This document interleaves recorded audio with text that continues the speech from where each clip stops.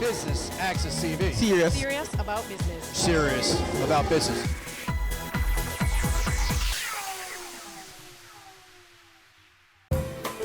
Welcome to BATV's coverage of the launch of F. Staple and Associates Limited, the local agents of the University of Leicester. I am Tanika Bennett and I'll be your host. Stay tuned for all the highlights. It's the official launch of F. Staple and Associates Limited, who is, by the way, the official agent for the University of Leicester for not only Jamaica, but the Caribbean. You're in for a great evening, that much I can tell you. We would like to thank all the persons instrumental in making this event a success. This is an important moment in history. It is one that we will never see again, the launch of Miss Staple. Wouldn't you agree? One that we will never see again. And so we are here tonight to celebrate with you, Francine, as well as partake in fine wine and cheese. How can I forget? But I just want to say to our beloved friend, because we're all here celebrating with her as she embarks on this wonderful journey, who you're seeing here is who is here to support you. And we thank God even for the strength and the mind to be here, our creator. EduCenters Francine is therefore proud to partner with you on this journey. Francine, F. Staples and Associates, I declare, they said speak it into being, will be a success. We are looking forward to greatness and a good partnership.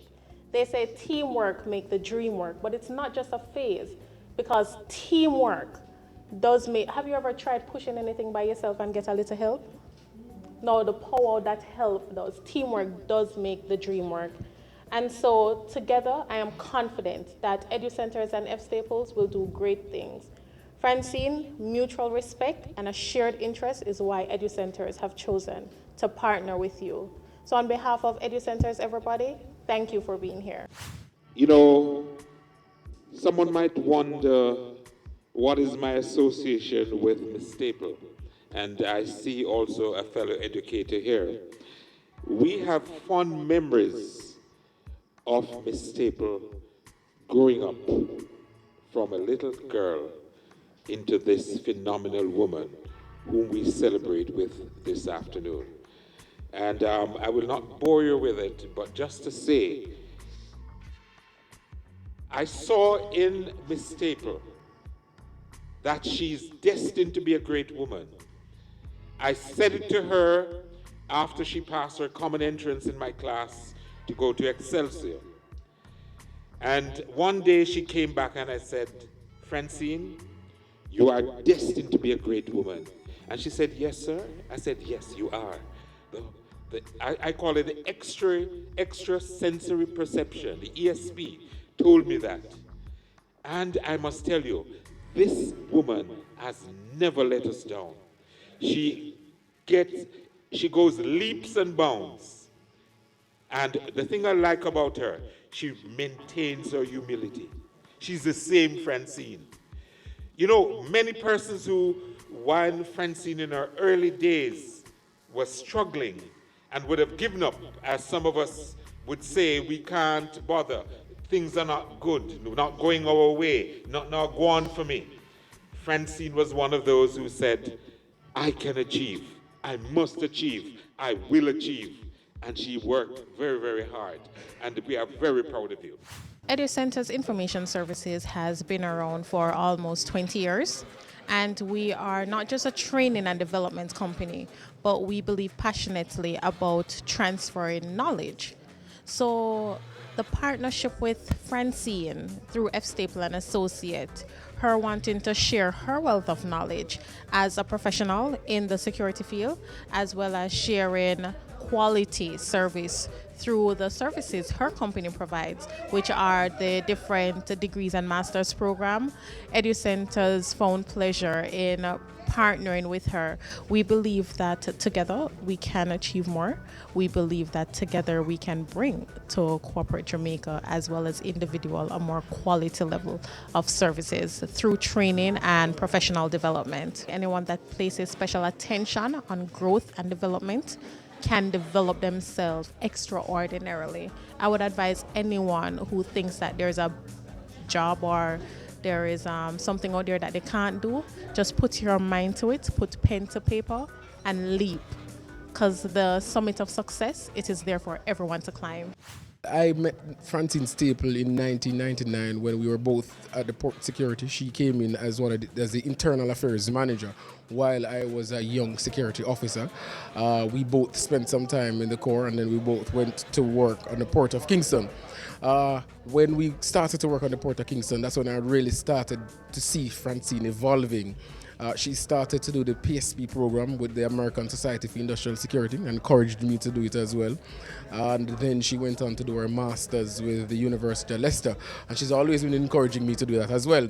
But I've started to sign up with her this evening as well. But Francine has been one of those powerful, larger-than-life characters.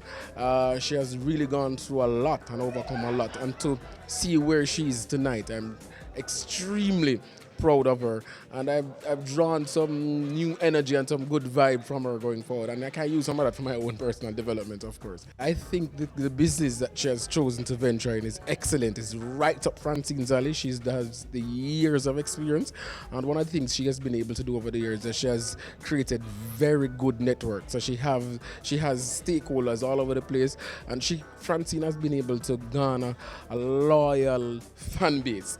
She has all of these people, all of these places strategically placed. So I think she'll be extremely well. She will do extremely, extremely well. And on that note, we take our first break, but don't go anywhere. Much more to come after this. Doggin Global Business Process Outsourcing. Doggin Global can help you with your day-to-day administrative and secretarial needs. We provide solutions for streamlining your accounting and bookkeeping procedures, so you can get on with running your business while knowing that all the accounting and statutory needs are being taken care of. Our BPO services include the following: bookkeeping, preparation of budgets, management accounts, and periodic financial analyses, provision of temporary or part-time accounting assistance, design and implementation of accounting systems, preparation of accounting manuals, payroll services, corporate secretarial services, assisting clients with their business entry strategy into the country, setting up new legal entities, maintaining minutes and other legal documents, non-executive directorships, preparing and submitting annual returns. For additional information, contact us at email info@doggin.global, website www.doggin.global.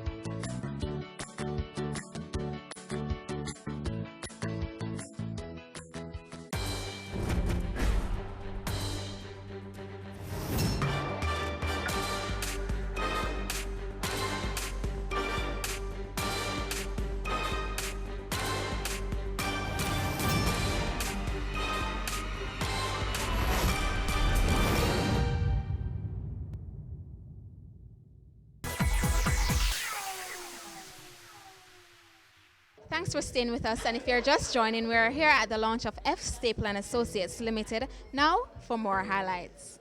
I've had the honor of sharing Francine's journey for many years, first as her mentor, then as a friend and fellow professional, and now as a businesswoman in her own right. Let us give her a round of applause. I have watched Francine grow and progress with admiration as she has gone from strength to strength and risen to the pinnacle of her career, renewing and reinventing herself along the way and breaking all kinds of glass ceilings. As many of you know, the term glass ceiling is a metaphor used to represent an invisible barrier typically put in place to keep out minorities, especially within an established hierarchy. The term was originally coined by feminists and came to be associated with women in their struggles to break barriers in male-dominated occupations and professions, as well as in corporate and organizational structures. Glass ceilings, however, do not only impact on the lines of gender. They also impact on the lines of race, class, and socioeconomic status, and impede the progress of men and women of all walks of life in their bid to progress and be fairly assessed and promoted on the basis of their merit. So I'm not hung up on just the gender aspect of it, where we are looking at it as something which is, against women. Men and women are involved in this whole issue. And this glass ceiling is kept intact by powerful interests who maintain the status quo and who must be hard-pressed to relinquish their control. Indeed, if we look at our own Jamaican experience, we will see that it was not so long ago when women were denied access to management and a range of other occupations, when people of color, be they black, Indian, or mixed race, could not work in certain institutions such as banks, and where even simple jobs could only be accessed by people from higher socioeconomic backgrounds, all through the old boy network and proverbial old school tie. At a conference some years ago, an erudite professor, quoting from one of his studies, said that men relinquished their power and allowed women into the bastions of power. In one of my more passionate moments, I stood up and challenged his assumption, asserting, "You never gave it to us, we took it." The room went silent, and I could feel the discomfort of some people who thought they might have a radical feminist in their midst. In my mind, however, I was just a proud Jamaican woman who never allowed barriers to impede me and would not entertain the idea of anyone in control of my destiny. Francine and I share this in common. And when she recently walked out of a high-profile, high-paying corporate position, she said to me, "I won't be pushed around and treated like an inferior in my profession and in my own country. I'm a proud Jamaican woman and I will stand up for my rights and my dignity." She was true to her words and astounded some of her business associates when she moved on and started anew. It came as no surprise to me, however. Today, although women can celebrate the fact that we have made strides in breaking some glass ceilings, there are still many barriers to break. And this is, again, I said, is not just women trying to break these barriers, it's men as well. I'm particularly concerned that with the influx of foreign investors, particularly in our hotel industry, Jamaicans must be careful not to be relegated to line and lower level positions, but must lobby and put ourselves forward to be considered for management and leadership positions. And we must never accept that some jobs are reserved only for foreigners. Certainly not when we possess the same or higher qualifications, proven experience and skills. So what can we learn from this journey of Francine in addressing the question, how do women and men break the glass ceiling? I have drawn from her experiences and that of other remarkable men and women who have shared their secrets of success, 10 essential factors, which include personal attributes and actions. Permit me just to share them with you quickly. Succinctly, they are: first, believe in yourself. Have a strong vision of who you are, what you want to do, and where you want to go. In other words, have a compelling vision and mission for your life. Secondly, seek out mentors and role models with the knowledge, skills, emotional intelligence, influence, and willingness to support, guide, and help you to grow and achieve your goals. Francine speaks a lot about her mentors, and she sought them out. And I'm so happy, Francine, that I was one of them. She's now mentoring me. Prepare yourself to go boldly where no one has gone before. Yes, it's Star Trekky. Study the terrain, the opportunities, threats, and trends. Then turn on the mindset of the pioneer. Call up the courage to go into uncharted waters. Map your path. Motivate yourself with positive visions and successful self-talk. Because there will be a lot of negative talk, even sometimes from people around you. And you have to do your self-talk. Francine has always done that in her life. That's why she's a hard bud for dead. Nothing will keep her down. Her self-talk tells her, I will and I can.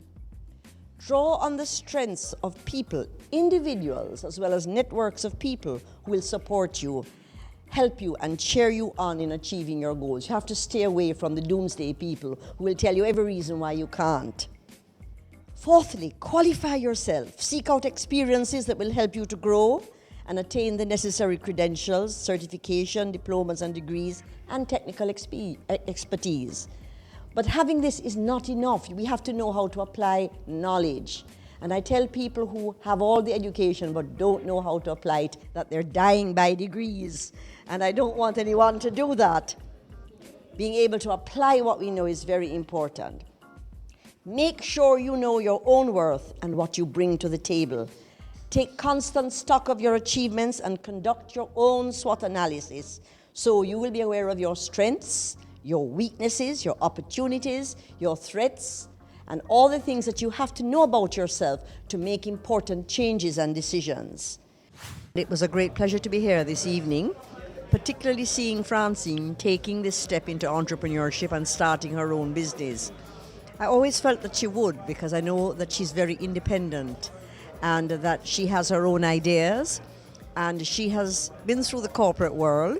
She's taken some positives from it, and she has also rejected the things that she feels are things that create a glass ceiling over her and don't allow her to achieve the things that she wants to.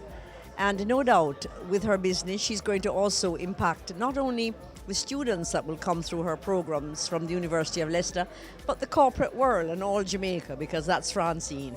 Having myself been in business for the past 33 years, I know that it has its challenges. And of course, we have to look at the impact of a transitional economy, an economy which in Jamaica has gone through a lot of ups and downs. We saw the boom in the 80s. We saw the crash of the financial sector in the 90s. And those of us who have stayed the course have to have a resilience and a belief in ourselves and in our country. I believe that Jamaica is a country that is poised for greatness. We have wonderful people, there's tremendous energy. But I think we have to create more opportunities for business people. I don't think that we have a particularly friendly climate, especially for small and medium-sized enterprises. We need to get everyone on board. Government has been trying, but we need a banking system. I think we need to revive the credit unions, who played such an integral role in the development of Jamaica's finances and indeed the Caribbean. And I think we need to come together as entrepreneurs and support each other. We really need to do that. You know, when I look back on the 90s, the big companies were bailed out by, out of their problems. Little companies like mine, we did our own bailout, and we were very cautious in not borrowing and in making do and so on. But there needs to be a certain degree of boldness if you really want to grow. I think that after the 1990s, many businesses became overly cautious, particularly businesses run by women. We don't tend to take such big risks. But we also, I think, were a bit frightened by what happened with the high interest rates. And we need a system that is going to be a catalyst for the kind of growth that we can get through talented people like Francine. And I see so many young people coming up, and they just need that hand up, not a handout. And I think we need to create a system within the financial sector that's going to meet that. That's what's going to create the real wealth in Jamaica. Your business matters. Business Access TV offers you the most innovative and effective advertising solution for your business, specializing in B2B sales, cost-effective solutions, the customers you want, the repetition you need. No matter the size and nature of your company, your business matters. Call us at 876-291-6233 or 876-376-4225. Email sales@batvja.com. Hi, it's Novia MacDonald White, Senior Associate Editor at the Jamaica Observer. And guess what?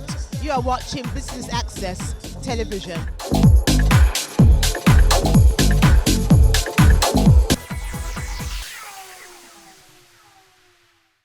Thank you for being here this evening, sharing in my launch of my business. Of course, it was told to you that it's a limited liability company, I am the sole director, and my friend of 30 years, Mr. Christopher Honeywell, he is my company secretary.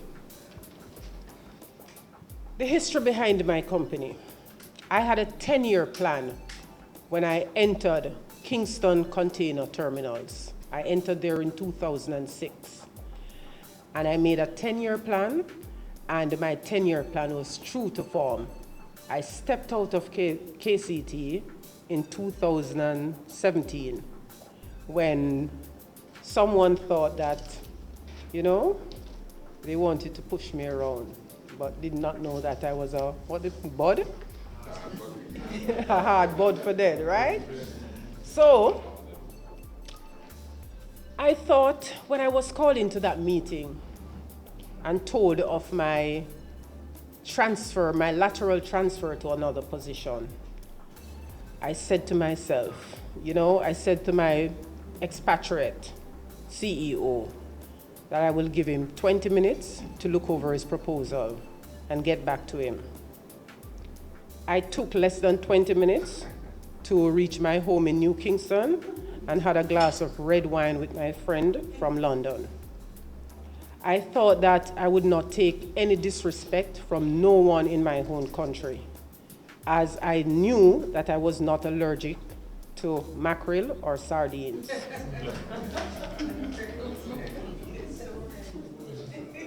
I realized there was a game being played by so-called powerful men, and I decided I did not wish to be around that game of dominoes. I went and applied my trade in education as I planned. Little did I know that it was another game of dominoes. I then decided it was time for me to play my own game. That game turns out to be solitaire. The mission of my business is to offer quality service through education, training, and development. And I stand here proudly as the Caribbean representative for the University of Leicester, of which I'm an alum, because I did my master's in security and risk management with them. And it was a part of my 10-year plan to one day represent them here in Jamaica. I sought to single-handedly approach the University of Leicester based on the quality of the product that they offered whilst I was doing my degree through distance learning. The other core function of my business is really training and development. Training and development is very important. Do not always rely on your employers to send you to training. You must invest in yourself and do your own training. And it is also important to make EduCenters one of your areas that you come to do your training and development, because it is a course that you're charting out for yourself, because the world is a global space and no one individual can fill that space. It is important to individuals and company owners that they have trained, well-trained and developed professionals within their midst. Training and development may not seem relevant today, but it will be relevant tomorrow. Don't delay what you need to do today by leaving it for tomorrow, or it never gets done. Never be a put-off Paul or Pauline. Tonight, I'm very heartened to see the amount of friends, some I'm seeing for the first time from Facebook land, and well-wishers here, as indeed my journey from then to now was a difficult one. Wealth magazine encapsulated that very well. And up until today, I have so many friends that I have made because of that program. I have not seen them. They're from all over the world as far as Ghana. People who appear strong can equally be broken.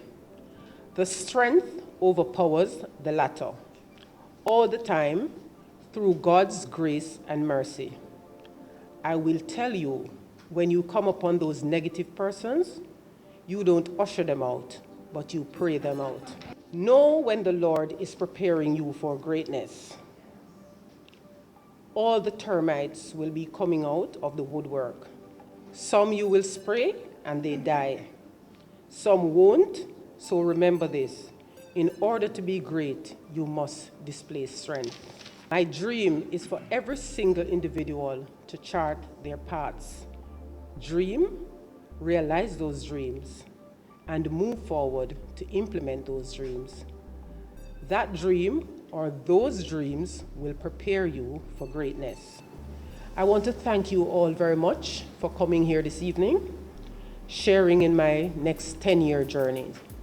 I usually have 10-year plans, and I won't retire when I'm 60 or 65. I will retire in another 10 years. So I thank you very much again for taking time out of your busy schedule to be here with me, and I appreciate and love you all. Thank you. I will be representing University of Leicester here, so persons can pursue higher degrees in their area of expertise, and also to ensure that persons are properly trained and developed to meet the changing world. As Caribbean people, I consider us one body of people that is looking towards one goal. We're in the CARICOM space, and I'm sure that as Caribbean people, we have similar or differing cultures, but we will remain one Caribbean. And of course, going into the Caribbean to spread the educational knowledge that University of Leicester has to offer, it is important that I not only represent Jamaica, but I'm also proud to represent our Caribbean people. I'm basically the liaison for University of Leicester here. We will also be hosting different sessions in research, writing research paper, writing your dissertations. We will also assist persons with classes in terms of proofreading your documents. How do you proofread? We'll offer services as assisting persons to guide their thesis, and what are the things that they need to expect is to have full support and quality service from my company. I have gone through University of Leicester doing their Masters of Science degree in Security and Risk Management, and I can tell you, class, quality not only education but quality service. I thought that my money spent there was money well spent. Their support base in terms of managing your educational opportunities, managing your papers, they were always there. Your email sent, you're responded to immediately. Their Blackboard, their remote access portals, I mean, they are really amazing. It's an amazing university, and I really wanted to represent them, and it was in my 10-year plan to represent the University of Leicester, and I'm very, very happy that I'm their representative here.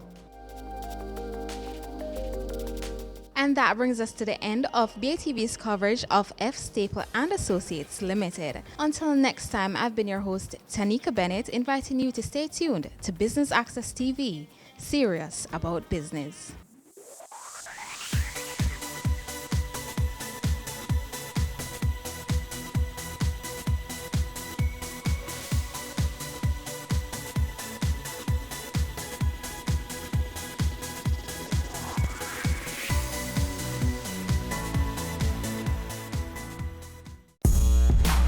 Started out selling out of the trunk of my car. If everybody think the same way, everybody going in the same line. Being an entrepreneur takes everything that you've got. Weekends? What's weekends? We work on a weekend. There are real opportunities everywhere you look. But you have to have the passion. If I do my part well, then everything is okay. We believed in ourselves and our families believed in us. Being convinced of this great opportunity, why we are all here doing what we're doing now. Take the guesswork out of improving your IT infrastructure. The field of IT changes so quickly that it can be hard to plan a strategy while keeping up with technological advancements. Yet, without a strategic roadmap built on data-driven insights, your staff can be overworked, spending excessive time putting out technical fires, instead of focusing on strategic tasks that fulfill core business needs. Our IT consulting services are the first step towards transforming your enterprise IT and improving your business efficiency. Our experts have the industry experience and best-in-class tools to methodically assess your entire support operation. We look at your IT support services holistically, identifying improvement areas that will have the greatest impact on employee productivity, service levels, and customer satisfaction. Need help improving your infrastructure uptime?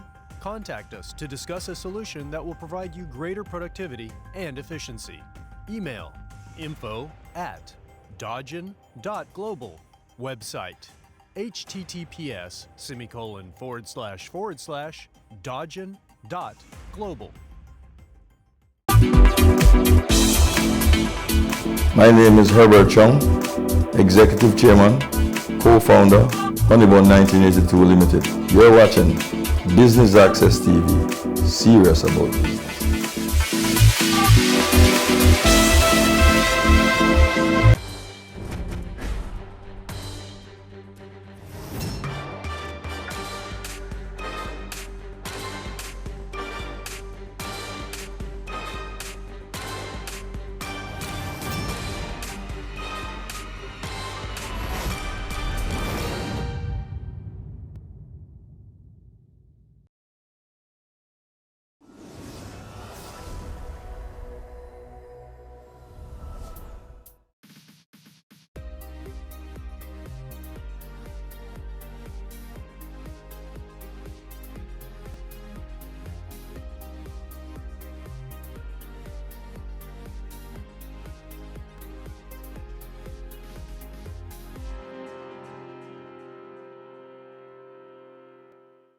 Hi there, welcome to another informative show. Today we highlight the country's efforts to stop the spread of COVID-19.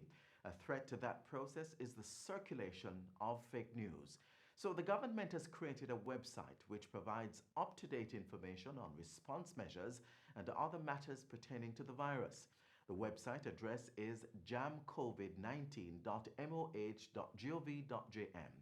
There you may also do a self-assessment to determine your exposure to the virus. There are also links to contact the Ministry of Health if you have returned to the island recently from a country with local transmission, such as the United States, Canada, or the United Kingdom. This is Jamaica Magazine, and I'm Adrian Atkinson. Stay with us. There is so much to see between the pages. What to do if you think you have been exposed or are experiencing signs and symptoms of COVID-19? Immediately call 888-1-LOVE. That's 888-663-5683. In addition, you should stay at home. Don't go to work, school, or any public place. Do not use public transport, and avoid visitors to your home. You may need to do this for up to 14 days to reduce the spread of the infection. A message from the Ministry of Health and Wellness. Up next, highlights of the recently held press conference on the coronavirus.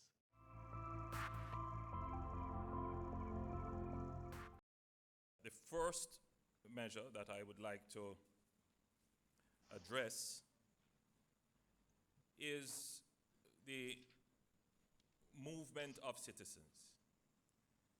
We have gotten reports from right across the island, and it is clear that whilst there was a fairly high level of compliance to the various orders that were made over the last 2 weeks, that over the last weekend, we recognize that there is an increase in movement. This increase in movement has come at a time when we are expecting that there would be a greater probability for infections, given the fact that we have had coming into the island close to 7,000 visitors and residents and Jamaicans and citizens, of which approximately 1,500 left the island. So we're still having a considerable number of persons who would have come into the island who we cannot say with certainty that they were faithful to the quarantine rules. And therefore, they are generally abroad in the society. They are within the country, moving around. The challenge with that is that that could be the precursor of community spread. And so the more you are moving around, the more likely it is that we could have an increase in the numbers. Effective 8 p.m. to 6 a.m. for 7 days, starting on April the 1st, there will be an all-island curfew. Let me repeat. The police has been instructed to enforce an all-island curfew starting at 8 p.m. to 6 a.m. the following day. And this starts on the 1st of April to the 7th of April. In fact, AG, it would roll into the 8th of April at 6 a.m. Just to be clear on that. We currently have 36 confirmed cases of COVID-19. That's 4 additional cases from previously announced, so 4 additional cases in the last 24 hours. The members are a 54-year-old female from St. Mary, and the mode of transmission is under investigation. A 34-year-old female from St. James with a travel history to New York. A 74-year-old female from St. Catherine with a travel history from New York. And our first frontline healthcare worker, a 45-year-old female with a contact with someone who was being treated, one of the positive cases. I'm happy to report, however, as the Prime Minister said earlier, that she's doing well. We believe that her prognosis is very positive and that she will recover. There are now 23 imported cases of the total number, 11 import-related, 2 cases are under investigation, and the average age of the persons who have been infected is 52.7 years, ranging from a minimum of 24 years to the eldest at 87 years. The ministry is pleased to advise, too, that one of the patients, patient 5 from St. Anne, who tested positive for COVID-19, has now recovered and has been released from hospital. So I think we can celebrate our first fully recovered COVID-19 case. This is patient number 5. And there's a protocol to determining when one is released. And I want to just outline that and then make one other point. That individual, having been treated and become asymptomatic, meaning not displaying any other symptoms, would be tested twice within a 48-hour period. And if the tests return negative, then the conclusion is the person is fit and ready to be released. And this has been the case with this individual. This is the time when we have to be extra vigilant. We have been doing pretty well so far, but I want the population to realize that we now have 36 confirmed cases of COVID-19 in the population. That means that at this time, we have the potential to have more cases. We have a lot of persons who have come into the country who may not be self-isolating or self-quarantining themselves. And these persons pose a very, very great risk. They pose a great risk for the numbers to shoot up. So the population has to understand that while it appears to you that things may be looking good, if it is that you do not take action now, then things have the potential to get very worse. Right now, we are following a trajectory that is looking at a doubling of the number of cases approximately every 8 days. If we continue along this trajectory, then we will keep our cases reasonably down. We will continue to keep the curve flat, and flat meaning below what it is that our health system is able to manage. If it is that persons do not stay at home, persons who have traveled to countries where where they may have been exposed, if they do not stay at home, they have the potential to infect other persons, and our numbers are going to go up. If there are persons who have had contact with our 36 confirmed cases, if they do not stay at home, then our numbers will also rise.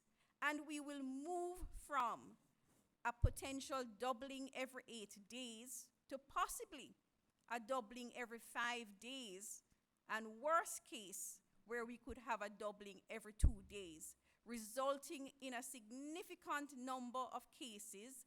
According to the graph here, 4,608 possibly confirmed by the 12th of April, if it is that persons do not take their responsibilities seriously and stay home.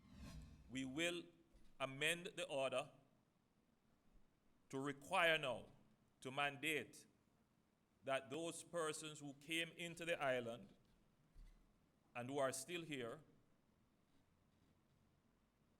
between the 18th of March and the 23rd of March, that they must report to the Ministry of Health utilizing the website which we published the last time, which is jamcovid19.moh.gov.jm,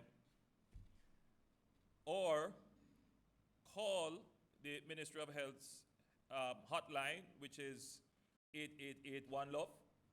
We ask that you utilize those two routes to contacting the Ministry of Health, and we ask that you faithfully disclose to the representative who answers the phone or the website that you're interacting with all the information that is required, particularly of your current health status and whether or not you were maintaining the quarantine, and how we can get in touch with you in terms of your address, telephone number, so we can understand your health status and assist you if it is that you are showing symptoms. So we have taken a second look at the order for markets, and we have decided that we will make an adjustment to the order, and that is from Thursday, Friday, and Saturday, we will increase the opening hours. The order now stipulates that markets are open from 6 a.m. in the morning to 2 p.m. in the afternoon for the week. Now we're stipulating that from Thursday, Friday, and Saturday, the markets will open at 6 a.m. as specified, but they will close at 6 p.m. And that is to allow persons to use the market without clustering in the market, to allow persons to have more hours for scheduled visits to the market than to have everyone trying to get to the market before closing at 6 and therefore having congestion in the market and reduced space for social distancing.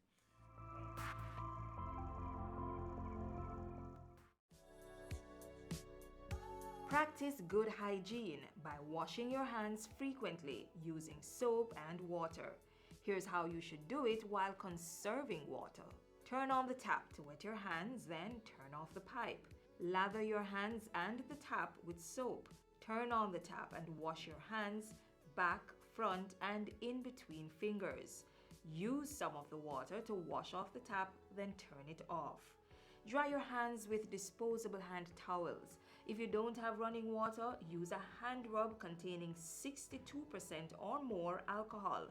If hand sanitizers are not available, rubbing alcohol, Dettol, white rum, or household bleach will do the trick. And if all else fails, let hand washing and the handling of potable water be a two-person event. Each person will take turns pouring and washing hands with sitting water. Now is a good time to consider installing a tap on your containers to reduce the risk of water contamination. Faucets can be easily attached to drums, buckets, or 5-gallon water bottles.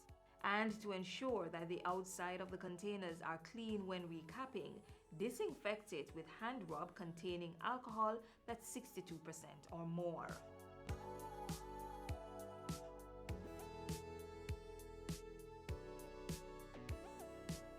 The 5 R's of water conservation are also necessary to practice.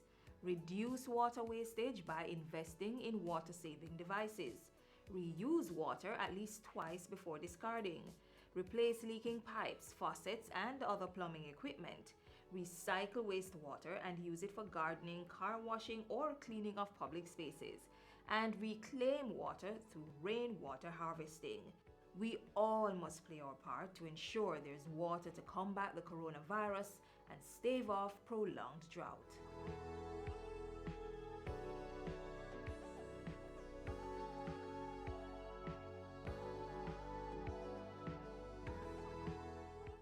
Quarantine has been identified as a good method to flatten the curve. There is a difference, however, between staying at home and being in quarantine. There are also procedures to be followed if a person or community is quarantined. Take a look.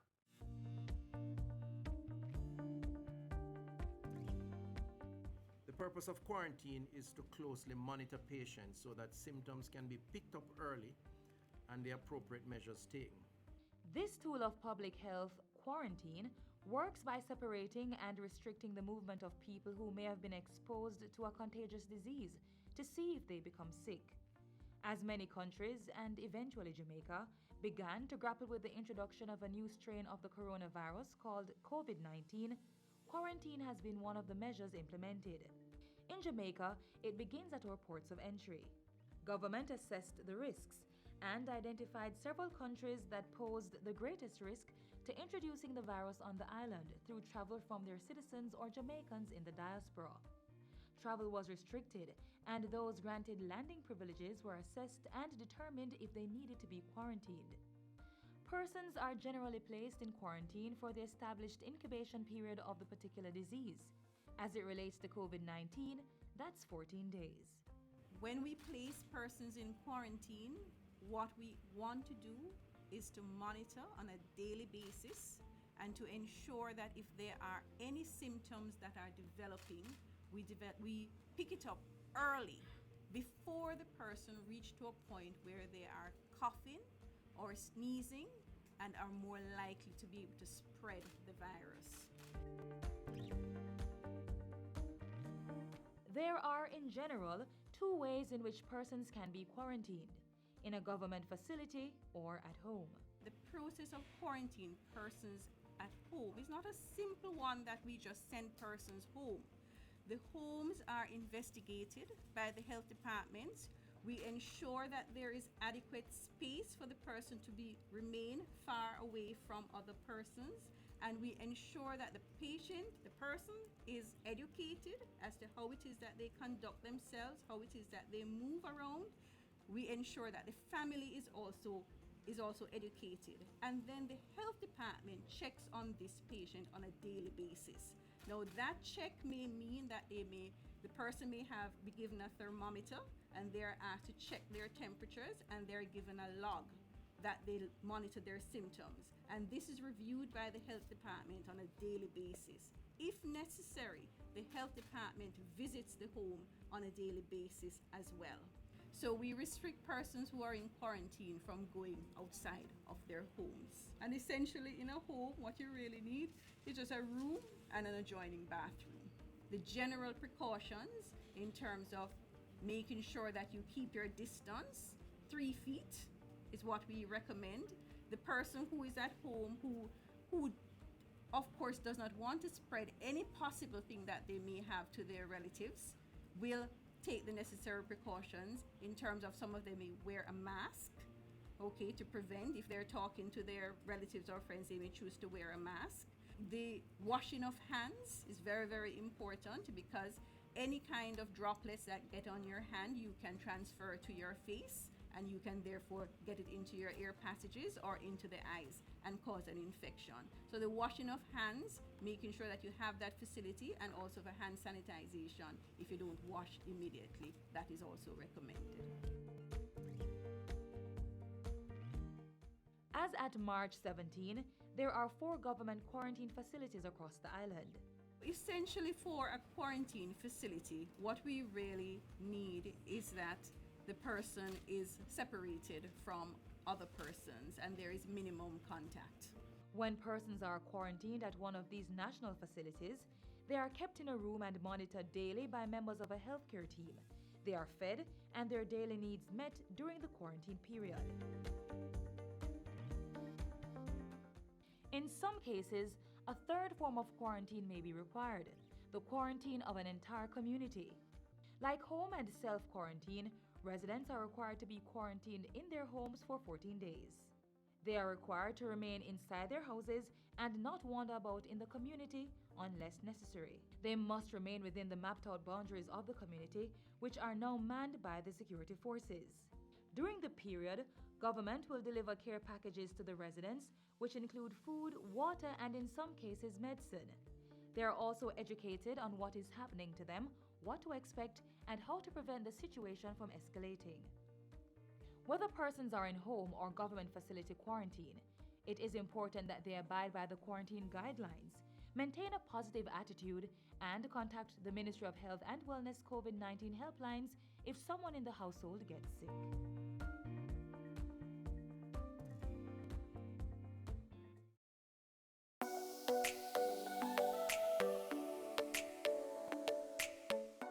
To properly carry out a hand rub, apply a palmful of the product in your cupped hand, covering all surfaces. Rub your hands palm to palm.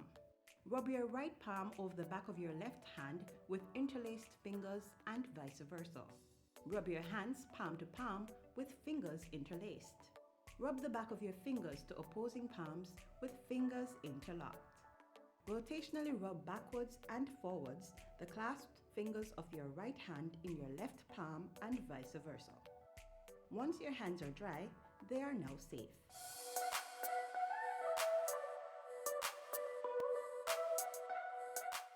As we strive to protect our physical well-being, we must also ensure that our finances are intact. We should not overspend or buy unnecessary items. Now is probably not the best time to splurge on clothes or fashionable accessories. The uncertainties surrounding the virus is a reminder that we should pinch our earnings. Here are a few tips on how to protect our savings.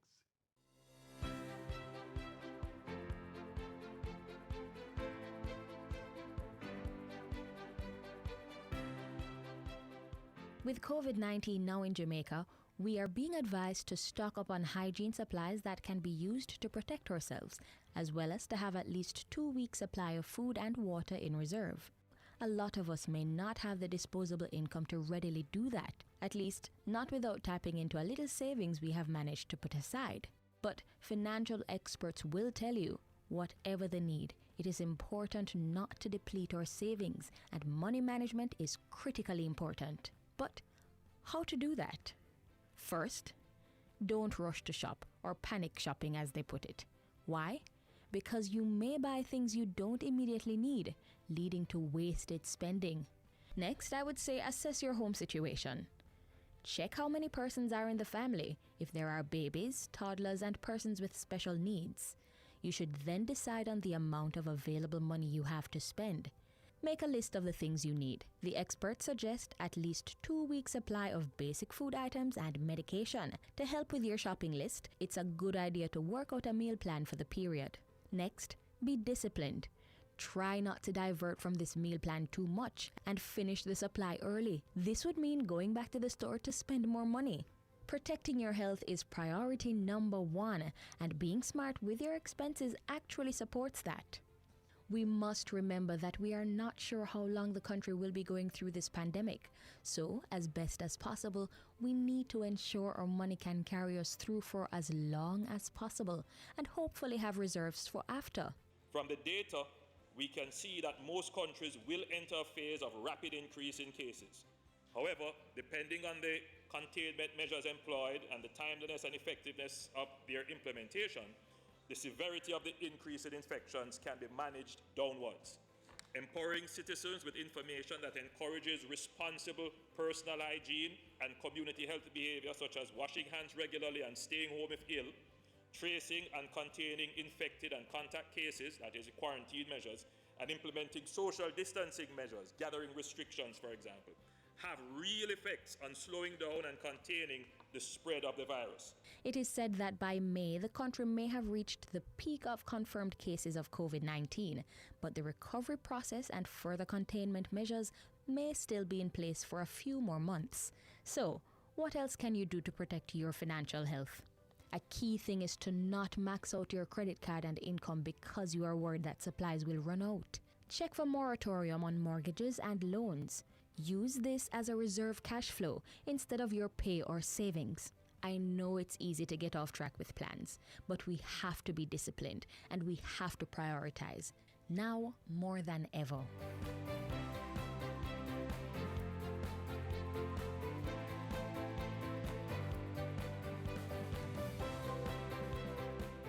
The National Solid Waste Management Authority, NSWMA, wishes to advise the public that the Mandela Park in St. Andrew is closed. This is in adherence with government's restrictions on gatherings in public spaces. The halfway tree-based park will be closed until further notice.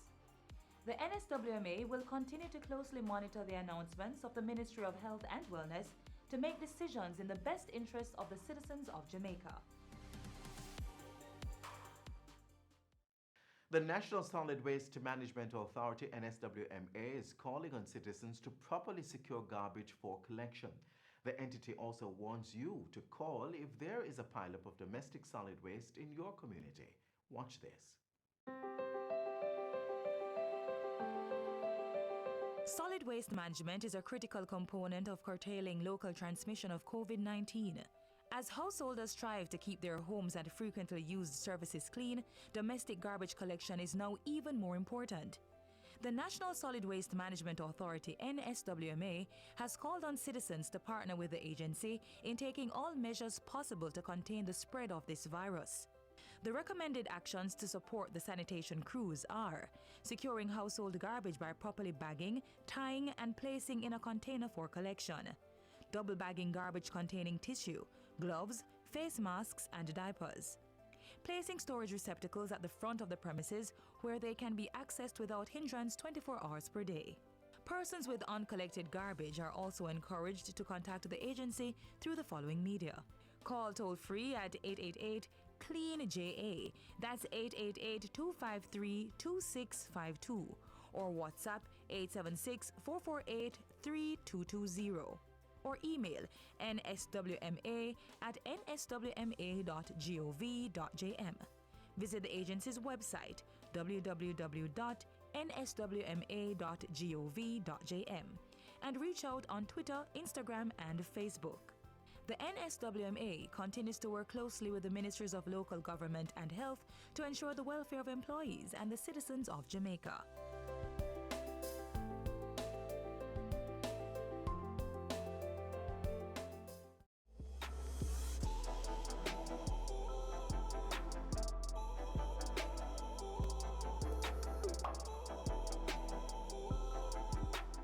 You've reached the final page of the magazine. Thanks so much for being here with us on today's journey. Another Jamaica magazine unfolds tomorrow, so come back same time on this same station. Until then, click on our social media pages for more informative features and head over to our YouTube channel. Be sure to subscribe to our pages and channels so you can stay in the know. I'm Adrian Atkinson. Stay safe.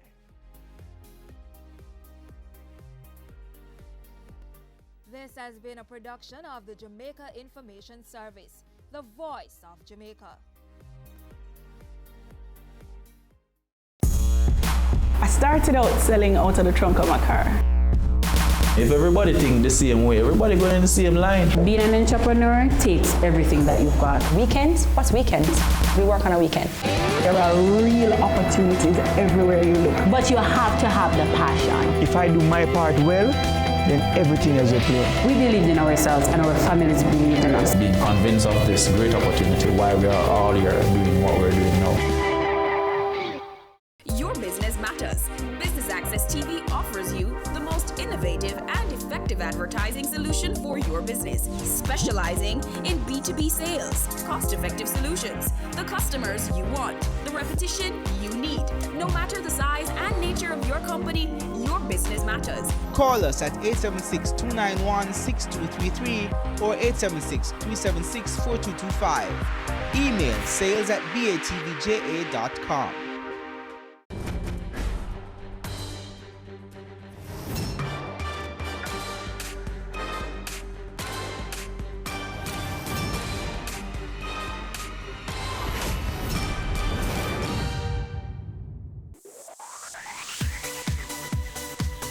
You're watching Business Access TV. Business Access TV. Business Access. Business Access TV. Serious. Serious. Serious about business.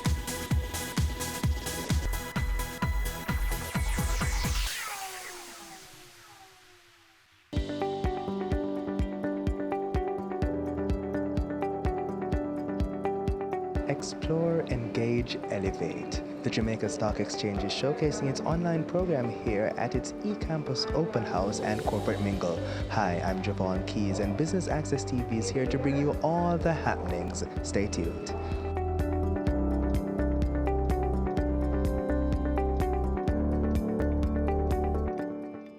The first segment of our program is the Open House, where the Jamaica Stock Exchange will be introducing its postgraduate certification programs offered through its eCampus. Mrs. Marlene Street Forrest will bring greetings. I want to thank you for coming this evening to the JCE Campus's Open House. And, you know, when I was thinking about what I would say to you this evening, I said, you know, the fact that you come and, you know, it's immediately after August, which is the break, and I know you have a lot to do at the office, and also with the back to school. I am very pleased to see you all. You know, you have given us this evening pleasure in coming here.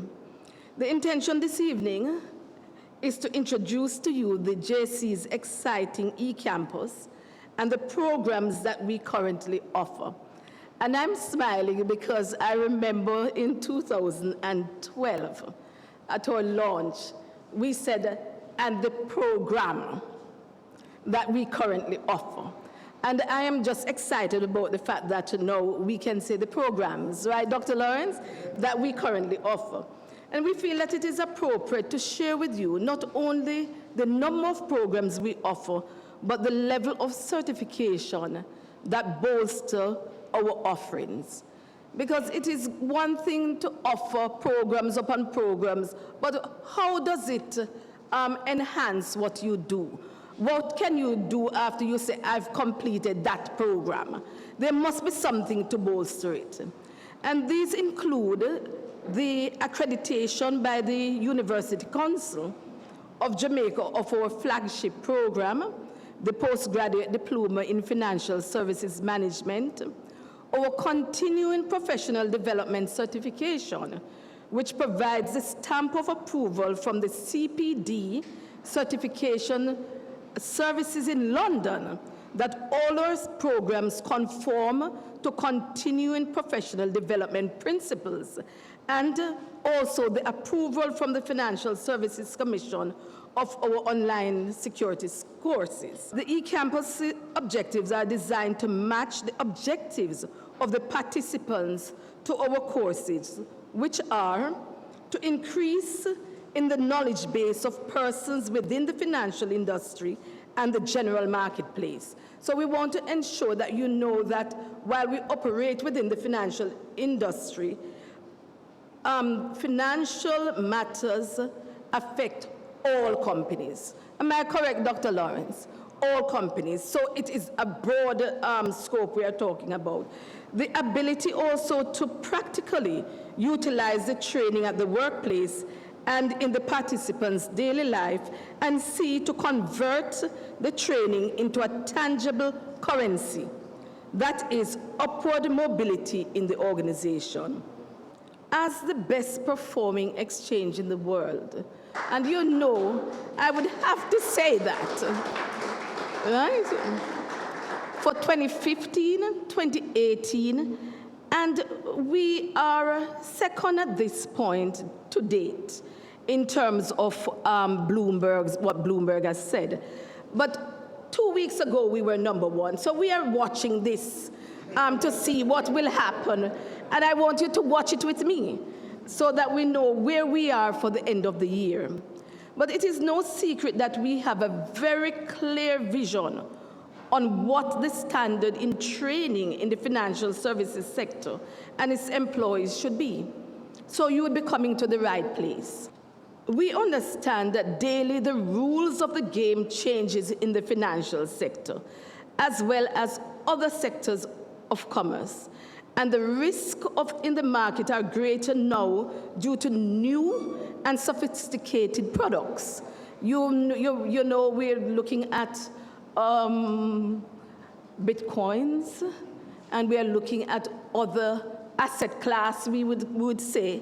And, you know, as a result of that, the Jamaica Stock Exchange will be there to guide the market through these various sophisticated products. So, you know, there can be only one place to look. Our programs take these variables of this sophistication and all of that global changes in mind. And so there are several hundred persons working in the financial sector that will benefit from getting on board. We're hoping today to shed more light on the programs we offer, the matter of admission, the persons are here, or flexible payment plan, and the importance of the campus in general, and why we wish to engage you in having the campus as central to your thought. Whether as an individual or as a company or as HR, the campus must be central to your thoughts. Again, welcome. On behalf of the JC Group and the eCampus, I would like to extend to you all a warm welcome and thanks for taking your time to be a part of this very informative event. I'm very pleased to be a part of the technical group which handles all technical matters relating to the eCampus. Our main objectives and goals and responsibilities are to provide training for our faculty members and our staff, as well as the eCampus administrative unit and our other stakeholders such as our students and the general public at large. I will be demoing our relevant technologies that we use in our day-to-day operations, as well as I'll be, giving you some brief system requirements of the systems that we use. Our website is based on Moodle, which is basically the benchmark for all universities and tertiary institutions worldwide. Basically, every tertiary institution uses Moodle to develop their website in order to provide that hub, that platform, that community, which all our facilitators, our participants, technical administrators, and the administrative staff of the eCampus can interact. eCampus was designed to engage the learner. I will briefly introduce you to some of its features and activities, beginning with the homepage. There is always something happening on eCampus and in the financial world, and eCampus Happenings is where you get the latest headlines. To your right, you will see a message notification box that shows messages sent to you from other students, your teachers, or administration. You will also notice a calendar that shows events for the current month. We'll talk more about calendar later. Let's move into one of my courses. To your left and to your right, you will notice several boxes that show you the latest news, all the course activities, upcoming course events, and others. You will notice that the course has an introduction. This section gives you all the information you need to know on the course. This section will also be updated to provide you with the latest information of most importance to the course material. You will also notice that the course has a general chat room and a general forum, two great ways of communicating with your peers. The forum lets you view topics created by teachers and other students. You can also create your own topics and comment on open ones. This is a great way to post general questions to your class members.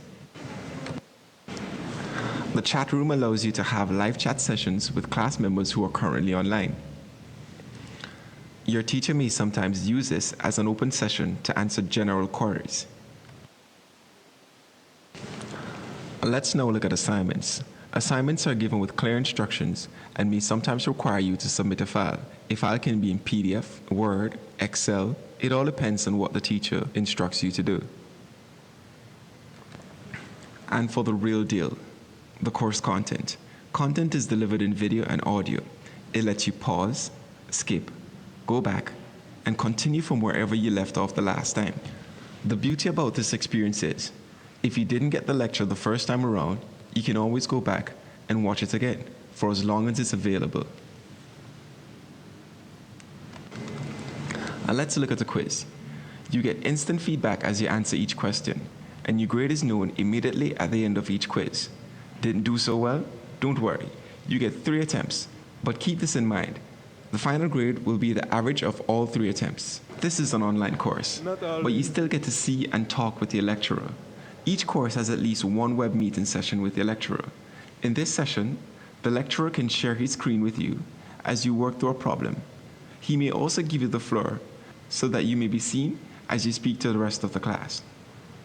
This is all for now. Thank you and enjoy your eCampus learning experience. The next video I'll be presenting is our web platform. We use a technology called Zoom webinars. I'm sure most of us might have been previously exposed or we have heard of Zoom before. It is a very interactive, collaborative tool that's very easy to use. Expand your reach and build relevance with your target audience using Zoom video webinars. Zoom's flexible registration controls allow you to gather valuable information. Designate your interactive video panelists that can present and screen share with up to 10,000 attendees and to an unlimited audience with Facebook Live or YouTube streaming. The host can promote any viewer to an interactive panelist at any time. Live Q&A and chat allow you and your panelists to answer attendee questions on the fly. Registration, Q&A, and polling are all linked to detailed reporting. Zoom's powerful integrations help you get more out of your webinars. Monetize your content with our PayPal integration and simplify follow-up with our CRM integrations. Let your webinar live on after the live event by enabling our on-demand feature, allowing you to capture new registrants long after the webinar's end. Webinars are perfect for town hall meetings, large-scale trainings, product announcements, marketing lead generation, and more. Reach a broader audience and grow your impact with Zoom video webinars.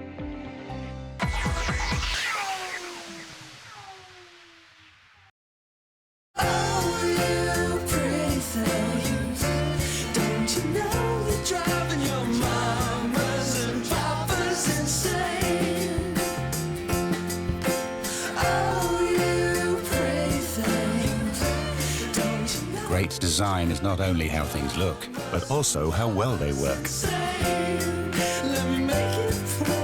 The GLC, more than meets the eye.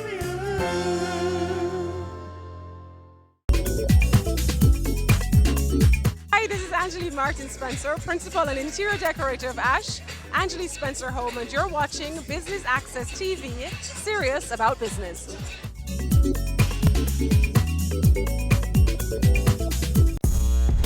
I started out selling out of the trunk of my car. If everybody think the same way, everybody going in the same line. Being an entrepreneur takes everything that you've got. Weekends? What's weekends? We work on a weekend. There are real opportunities everywhere you look. But you have to have the passion. If I do my part well, then everything is okay. We believed in ourselves and our families believed in us. Being convinced of this great opportunity, why we are all here doing what we're doing now. Your business matters. Business Access TV offers you the most innovative and effective advertising solution for your business, specializing in B2B sales, cost-effective solutions, the customers you want, the repetition you need. No matter the size and nature of your company, your business matters. Call us at 876-291-6233 or 876-376-4225.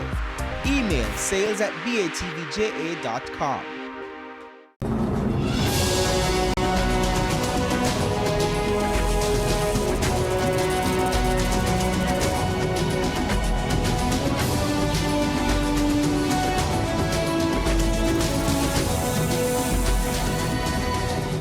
The Good Life, your weekly dose of information on nutrition, wellness, and fitness. Discover ways to nurture your mind, body, and spirit.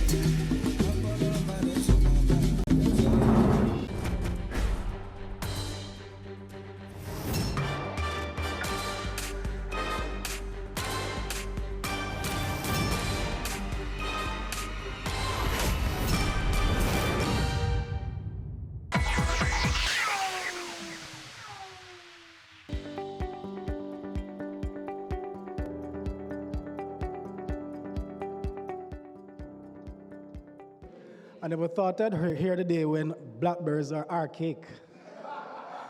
It just goes to show that we have to keep up with the times, and the product that the JSE in-campus has, this online professional development platform, is keeping up with the times. People want what they want, when they want it on time, and they want it delivered in a convenient manner.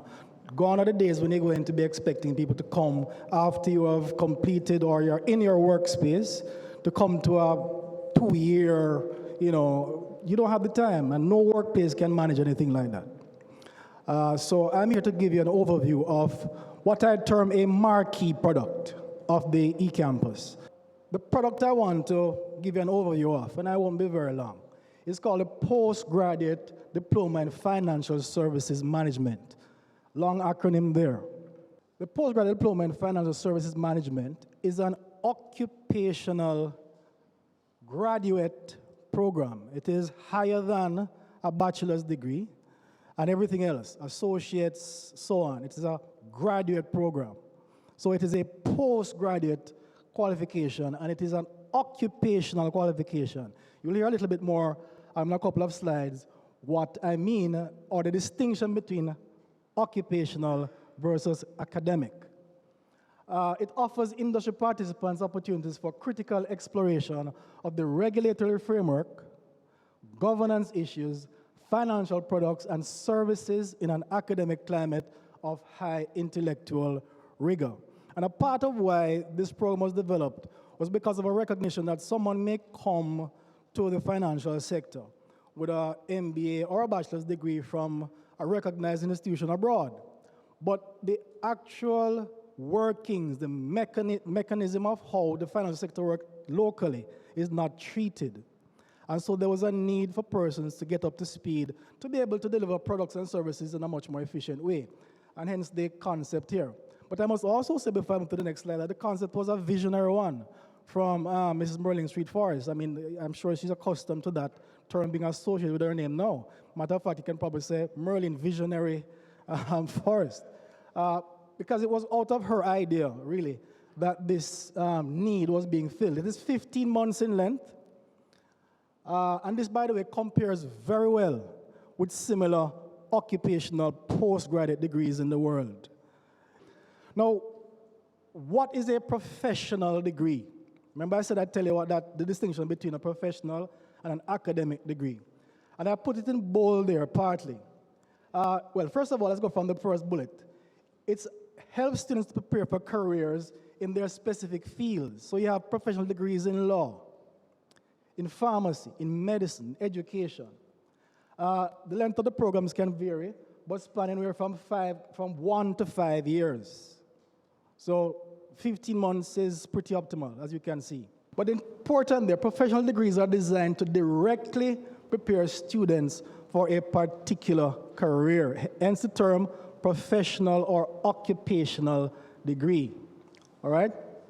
And I just gave a list of a couple of them that exist. And part of the reason why I use Juris Doctor and Doctor of Medicine is because all of a sudden when you hear about doctorates in these areas, you see prestige. So I'm making you understand that the postgraduate diploma in financial services management has pedigree. Now, what is an academic degree? An academic degree, the emphasis typically is about research. And I like to break it down for my students when they first enter in a class that I teach about research. Research is really about learning first. And it is that you are the lead learner in the field. And you're creating new knowledge. It's not about working with what you have. It's about creating new knowledge. And typically it's very heady and academic and published in journals and so on. So there's a clear distinction between an occupational or professional degree as opposed to an academic degree. So I looked at 5 reputable institutions in the Commonwealth. I chose the Commonwealth. The United States of America tends to have all kind of variants, but I wanted a system that we could compare to ours. So I looked at the UK and Canada, and I'm sure you recognize some of these institutions here. There's the Seneca College of Applied Arts and Technology in Canada, Oxford University, the #1 university in the world, bar none, University of Salford, Manchester, London School of Business and Finance, and the famous London School of Economics, and Douglas College. Douglas College is Canada, Seneca College, Canada, rest obviously in the UK.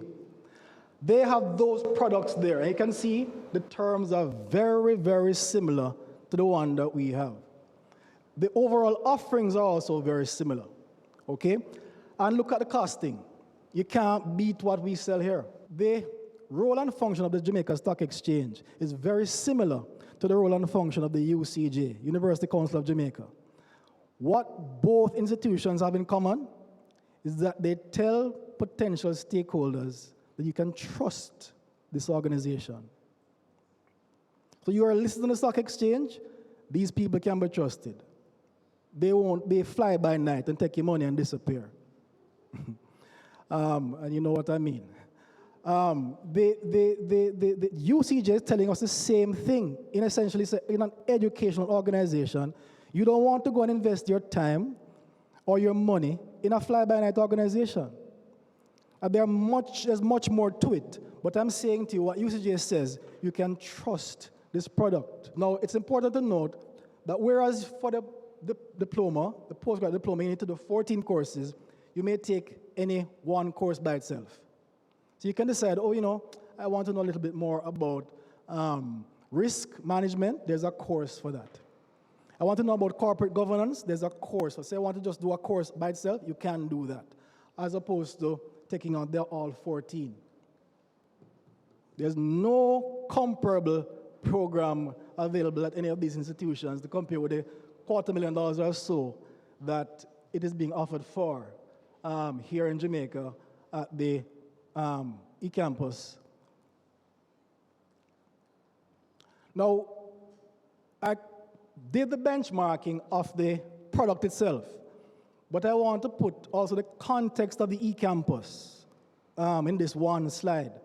This is the London Stock Exchange, and I'm sure Mrs. Forrest knows, and those of us that have had the opportunity to take a look at the landscape, that London Stock Exchange has what they call an academy. They do not leave professional development of the financial sector up to chance. And what they use is a term bespoke. They are prepared to create bespoke professional development training opportunities for anybody, anywhere in the world.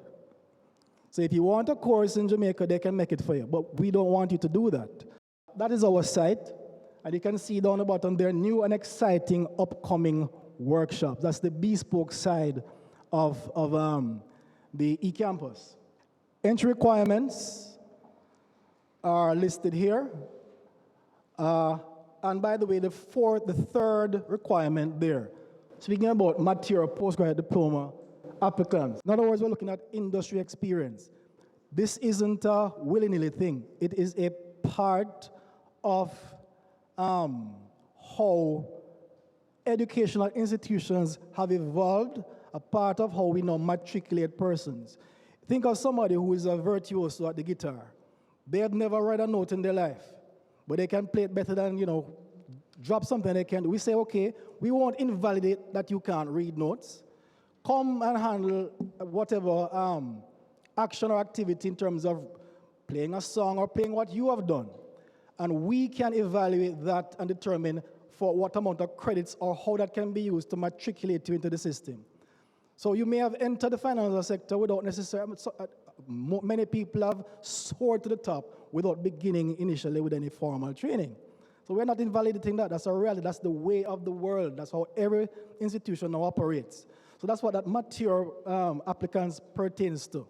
So we say we will take industry experience as well as part of what can be used to matriculate you into the program.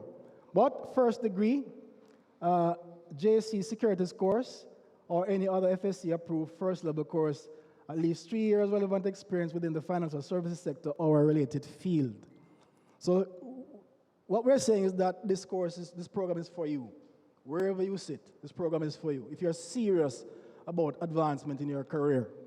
I don't know how many have recognized this gentleman. He was the former head of Heart NTA. And now that's a national body, and now he's the head of the Caribbean Examinations Council, CSEC.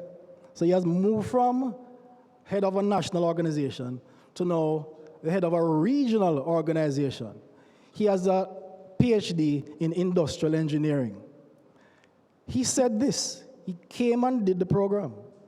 And at the graduating ceremony, he described it as by far one of my most consequential studies when he came and did the program here.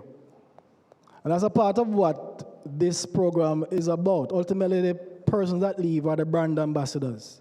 And he was so pleased that he was prepared to say this about not comparing his industrial engineering degree from University in Florida and the list of other qualifications he had. He felt that this was one of his most, because it helped him, according to him when we spoke to him, to function in his role as the CEO of his organization. Because he said he would sit down sometimes in meetings prior to this and hear about them talking about the budget, and he couldn't understand what was going on. But subsequent to the program, he was able now to plot the institution's financial development, which is quite a big deal for us. So we're very proud of him, one of our graduates, Dr. Wayne Wesley. So I call it a marquee product. As a scientist, I try not to use words idly. I'm very serious about it. When we return, you'll hear from our guest speaker. Who is it? You'll find out when we come back. Stay with us.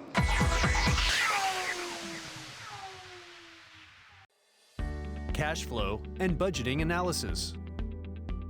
A business can be profitable and still run into trouble due to cash flow issues. We can forecast and evaluate your company's financial condition, estimate financing requirements, and track cash flow sources and uses. For more information and to discuss your requirements with one of our experts, please contact us today. Email info@dodgen.global. Website https://dodgen.global. I started out selling out of the trunk of my car. If everybody think the same way, everybody going in the same line. Being an entrepreneur takes everything that you've got. Weekends? What's weekends? We work on a weekend. There are real opportunities everywhere you look. But you have to have the passion. If I do my part well, then everything is okay. We believed in ourselves and our families believed in us. Being convinced of this great opportunity, why we are all here doing what we're doing now.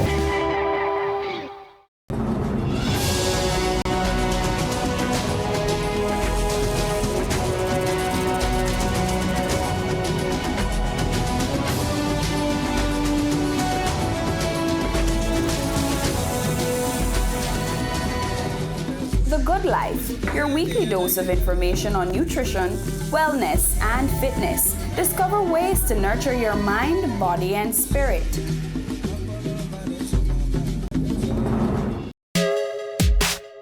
I'm Adam Stewart. This is Business Access TV, serious about business.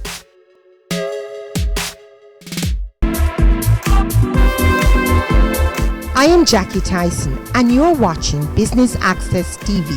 Serious about business.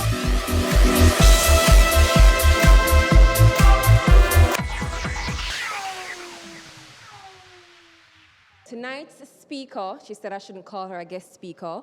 So tonight's speaker is a friend of the eCampus. Not only is she known for her 25 plus years experience in the field of risk and compliance, she is also a known attorney at law, a senior manager, and company secretary at KPMG. She is known for her down-to-earth, bubbly, and refreshing personality. However, tonight, she's not here in her capacity as senior manager. She is here to speak to us about the postgraduate certificate in Chartered Secretary and the ICAC course that the eCampus offers. Our speaker is the head of the Jamaica branch of the ICSA and will be sharing with us the benefits of enrolling in a course such as this. Ladies and gentlemen, please help me welcome Mrs. Elizabeth Henry Pottinger. Good evening, ladies and gentlemen. It's good to be here because I believe that the ICSA qualification is one of the ones that the JSCE campus has snagged, and I am sure that at the end of this presentation this evening, many persons will be signing up to become qualified as a chartered secretary. This qualification is over 100 years old. It's headquartered in England, and many Jamaican persons used to travel all the way to England or self-study to learn to be a qualified company secretary. But now, the ICSA is being brought right here on your e-campus, right at your fingertips, as I heard someone said earlier this evening. I have my colleague, Jean Douglas, who is a chartered secretary as well, and she has been practicing a few years before me, and she knows the in and outs of being a chartered secretary. So why qualify with the ICSA? I like to say that it brings you right into the boardroom, and it brings you to the seat of decision making. And this is where the skills are mainly practiced, but it is multidisciplinary. You can be an accountant, you can be a company secretary, you can do risk management. Our qualification will help you to build the skills that will equip you for a career in a variety of sectors and organizations.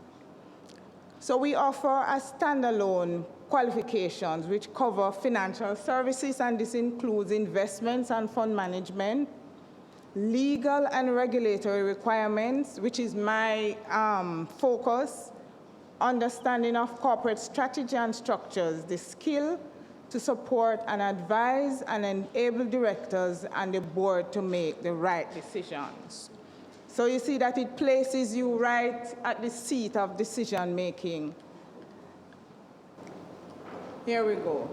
So why is this qualification? Why is this, and what are some of the benefits?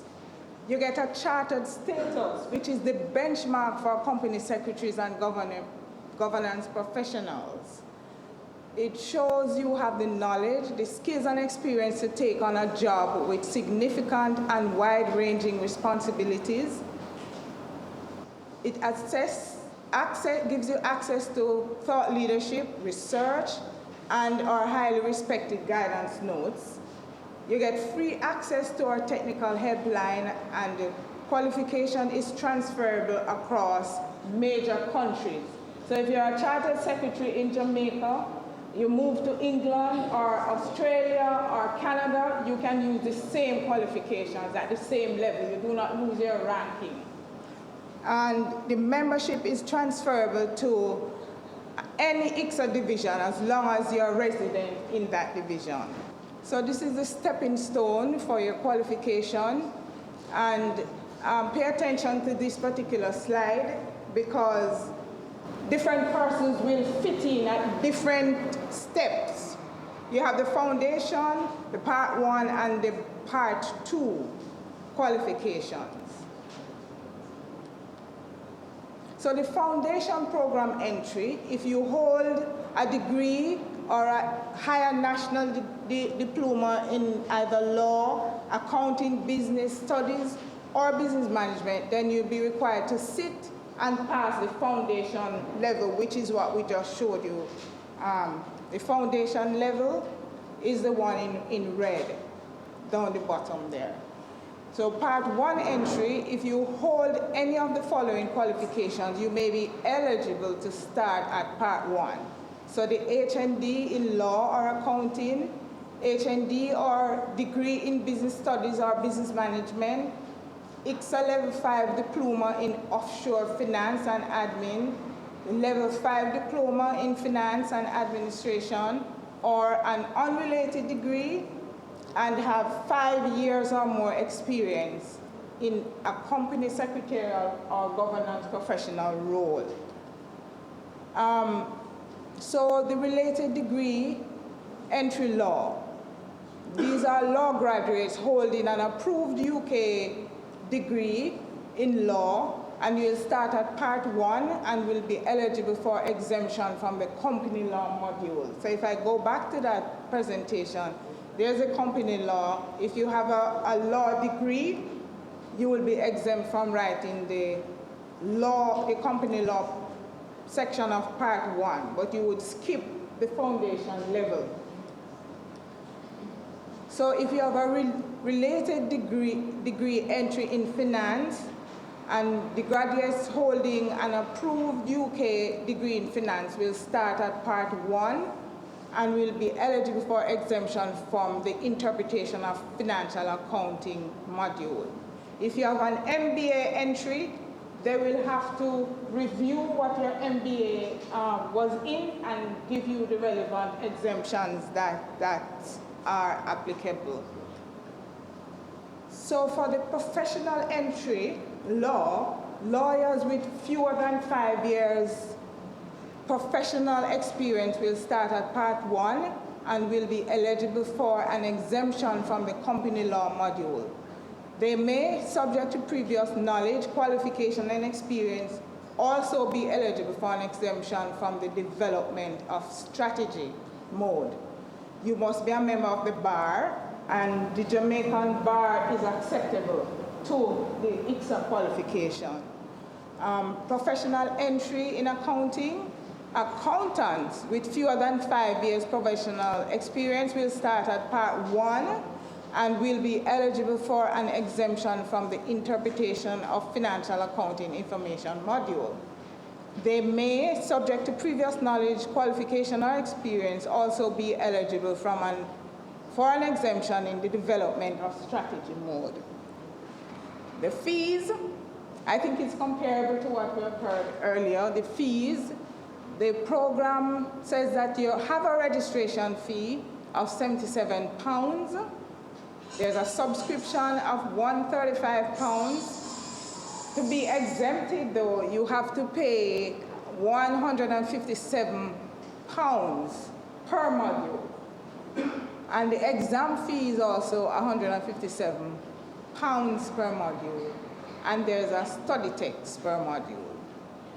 And note that the annual subscription fee is payable to maintain your student membership. So it means that in order to even do those 2 papers, the case study and the other paper, you must register as a student of the Institute of Chartered Secretary.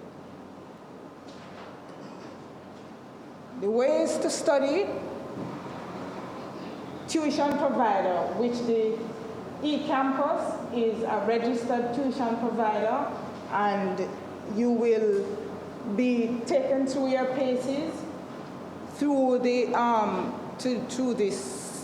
eCampus. I don't want to say too much about the other study. You can self-study as well, but I have found that most people who self-study, they have a great difficulty in passing the exam. So I would encourage you to sign up with the eCampus and take advantage of all of the help that you can get. This is a worthwhile qualification, I can tell you. And we have some postgraduate partners, and I think the eCampus, I'm not sure that you're a postgraduate partner as yet, but you are a provider of the services. We have a link that you can find the full list of postgraduate courses and providers. And here are some facts I provided for you. Students must register with both the university and the ICSA prior to completing the course. And your fees vary from that of ICSA, the fees that you pay to the eCampus, and your membership fees are payable directly to the institute. So for the foundation program, which is the red box that we skipped over earlier, there are 4 papers here. Introduction to the business environment, Introduction to Finance and Accounting, and I can tell you that that is not really an introductory course. It is much deeper than an introductory course. Principles of company compliance and administration and introduction to law. What does it involve? This is the foundation course, 15 to 200 learning hours that develop your understanding of the fundamentals, including introduction to the business environment, finance, law, compliance, and admin. There's a one closed book 3-hour exam, and it covers all of the 4 modules. It leads to the foundation program certificate at level 4 and the right to continue to study for the qualifying program. So remember that there are 3 levels, the foundation, part 1 and part 2. Some people might be exempted from the foundation in its entirety. Some will be exempted from parts of part 1. Some will be exempted from all of part 1. And some will be exempted from part of the part 2, depending on your years of experience and your qualification. The presentations may be over, but the event isn't quite done. Now let's go mingle.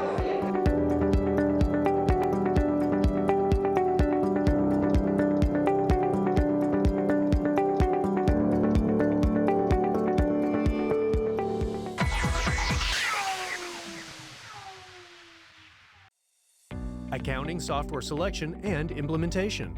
With the number of computerized accounting software packages available for small businesses and individuals growing every day, selecting one that is right for you has become increasingly difficult. As accounting professionals, we have knowledge of most programs, either through personal experience or industry literature. Our experienced staff can help you choose and implement the system that best fits your needs. For more information and to discuss your requirements with one of our experts, please contact us today.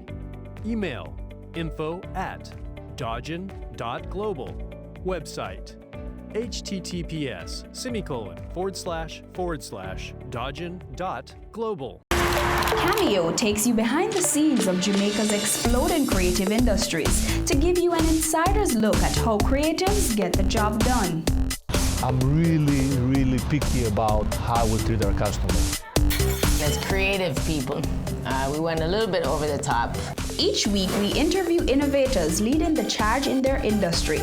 The chaos of creativity meets the stricture of structure on Business Access TV's Cameo.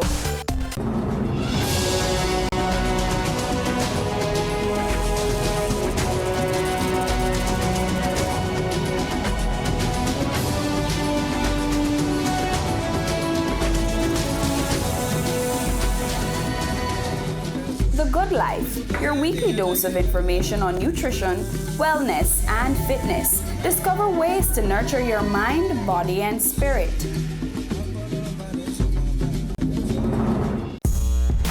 I started out selling out of the trunk of my car. If everybody think the same way, everybody going in the same line. Being an entrepreneur takes everything that you've got. Weekends? What's weekends? We work on a weekend. There are real opportunities everywhere you look. But you have to have the passion. If I do my part well, then everything is okay. We believed in ourselves and our families believed in us. Being convinced of this great opportunity, why we are all here doing what we're doing now.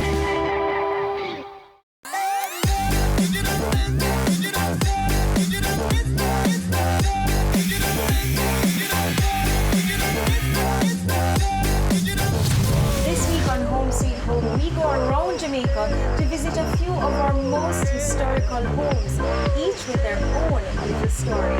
Our first stop, let's find out.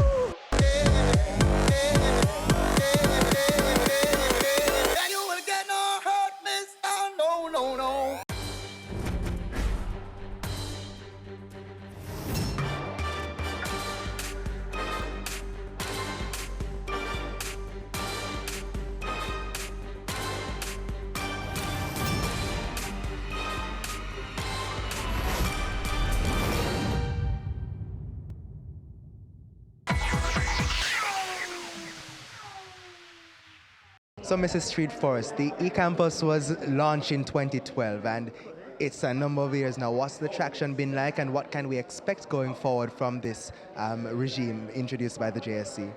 We have been successful in having many students from all different industries partake of the programs that we have. The flagship program, which is the postgraduate diploma in financial services management, and all the other workshops, the attending workshops that talk about products and services within the financial sector and otherwise. Our uptick has been very good. You know, we have had the accreditation from UCJ. We also have approval from the Financial Services Commission and the CPD certification. And these bolster just what people get from the program, hands-on and also qualification to take them to the next level. And you know, we are looking at areas such as blockchain technology, digital asset management, digitization of your organization. These are some things that are critical to the success of organizations, and whatever comes within the environment that will lead to a better and more sustainable financial sector, we are there. So these are the programs that we continue to offer, and anything that evolves, we offer those as well. So Dr. Benjamin, talk to us about the accreditation for the courses. Now many persons may be concerned, yes, they hear about the courses being offered, but generally a concern is there about accreditation. Are these courses accredited? Yes, very good question. I want to first of all give us a sense of what accreditation means. In my earlier presentation, I pointed out that at the center of accreditation is a matter of public trust. And persons can think about it as you would think about being listed on the stock exchange, for example. What that means is that possible persons who want to invest know that the money is not going to disappear when they invest it. Academic accreditation is relatively similar. The University Council of Jamaica provides a platform and relevant processes and procedures that when a company or when an institution, when a program has been accredited by the University Council of Jamaica, what they're saying is that potential stakeholders, students who might come on board, financiers, matter of fact, you can't get a student loan if you're not going to be going in an accredited program. So you're saying to the person that, look, this is a program that is trustworthy. It is going to add value. It is the kind of program that will be recognized wherever in the world that you go.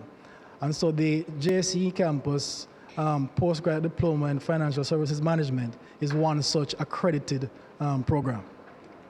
And for persons generally who may be interested in, let's say, pursuing this course, how well does it tie in, or how different is it from any other postgraduate degree, let's say, offered by any other institution? Why is it that I should choose doing this program over any other? Absolutely. No, the program is offered by the Jamaica Stock Exchange eCampus. One of the key mandates of the eCampus from its parent body was to ensure that the providers of financial services in the landscape are well equipped to provide advice, to provide innovative services and products to the market. And in order for this to happen, they have to have a firm understanding of the governance structures of the banking industry, financial services industry, understand international best practices, of course, local best practices, and so on.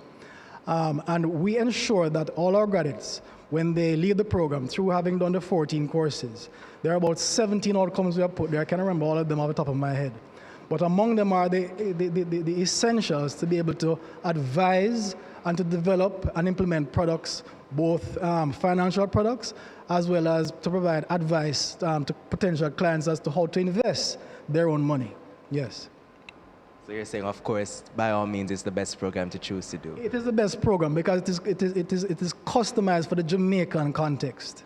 And even if somebody has another degree, they would probably be studying a lot of theories, and it's not that we don't do theory work in the postgraduate diploma in financial services management, but that we are looking at it more as an occupational and an applied degree, so that it is more practical, it's more hands-on, it's more oriented towards being able to respond to the needs of the Jamaican local context. So Mr. Parks, the Jamaica Stock Exchange's eCampus has a wide range of courses offered. Tell us a bit about these programs. Sure.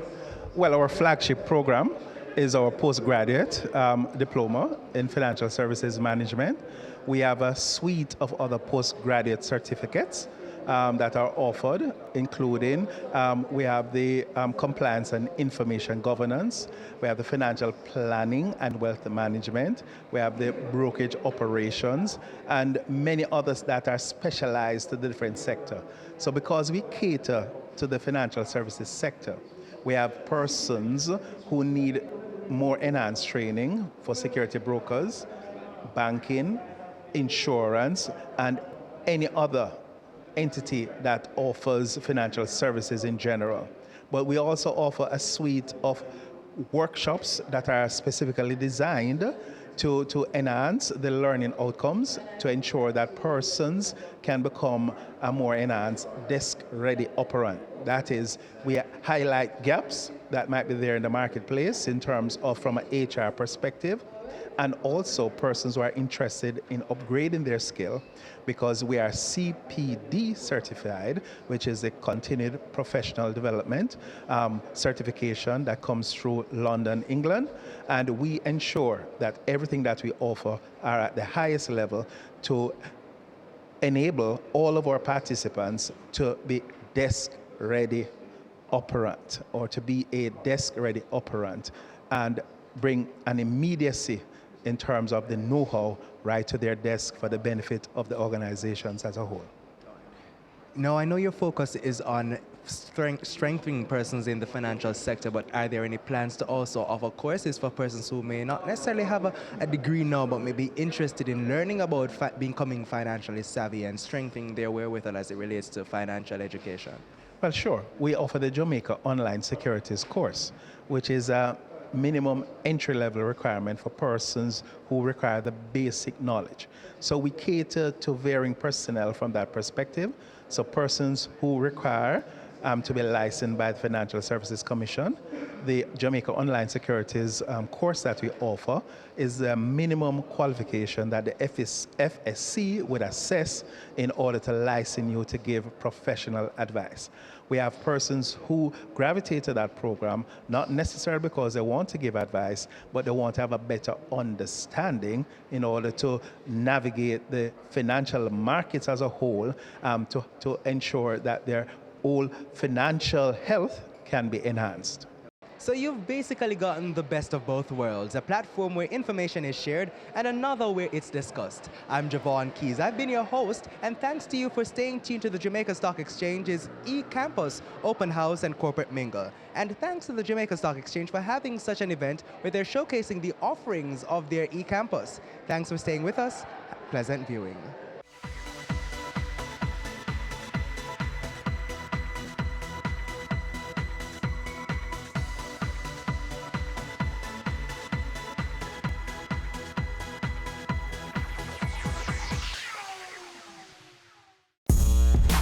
Started out selling out of the trunk of my car.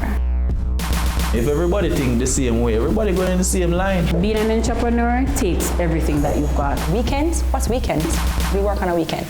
There are real opportunities everywhere you look. But you have to have the passion. If I do my part well, then everything is okay. We believed in ourselves and our families believed in us. Being convinced of this great opportunity, why we are all here doing what we're doing now.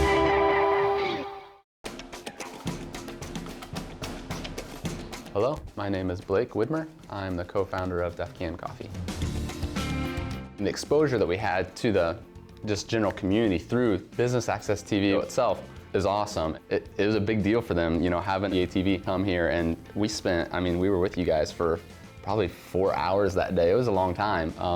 We really appreciate your guys' openness to recognize that, yeah, captions are important. If a deaf person's watching it, how are they gonna understand what's being said? So looking back is just a big boost, encouragement for our team. If you're a business or an organization that wants to have yourselves featured on BATV, or you want to do advertising with BATV, what I would tell them is that you guys listen well and you ask good questions, and that will help at the end of the day deliver a really good product for your business too. Your business matters. Promote it on Business Access TV. Creating change. Building a future. Inspiring hands. Giving back. Touching hearts and shaping lives. Impacting our world for the better.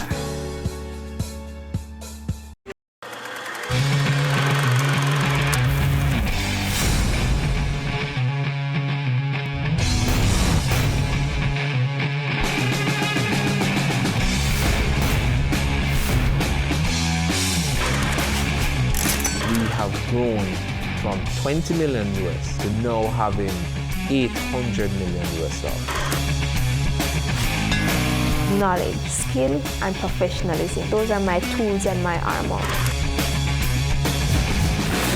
It's a big men don't cry, right? It's a big men don't cry, right? We were being robbed some $531,000. I've been angry to the point where I feel like I would get a vehicle.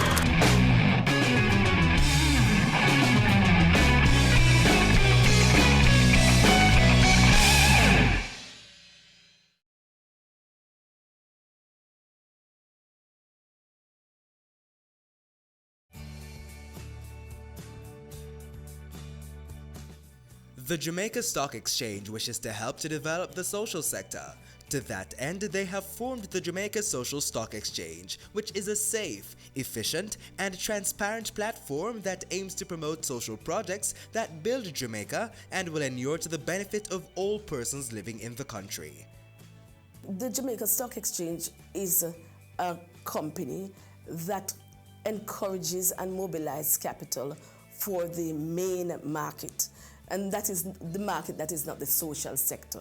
Now, the Jamaica Social Stock Exchange is really geared towards the social sector to help to solve social problems in the field of health, education, about children, environment. Those are some of the things that we consider social problems.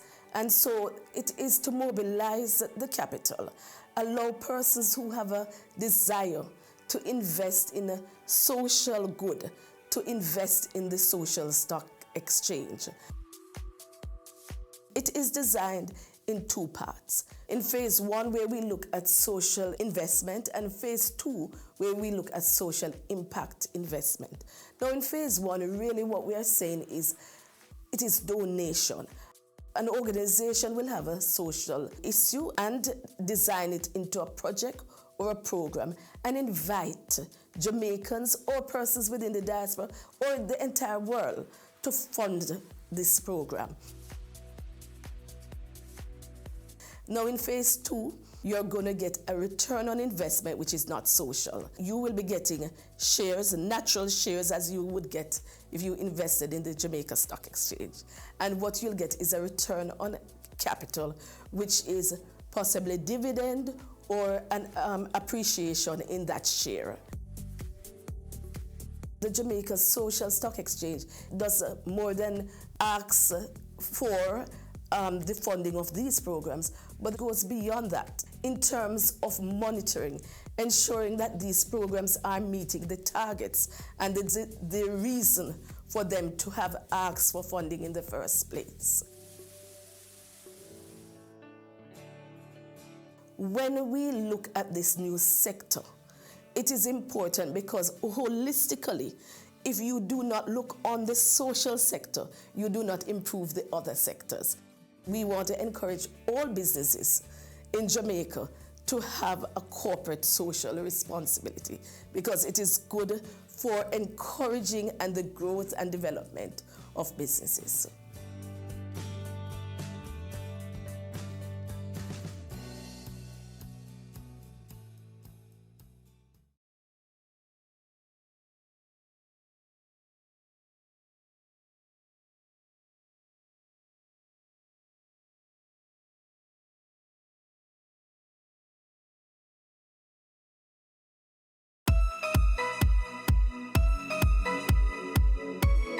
Hey guys! guys, I'm Candy and welcome to Chill Spot, Jamaica's ultimate leisure show.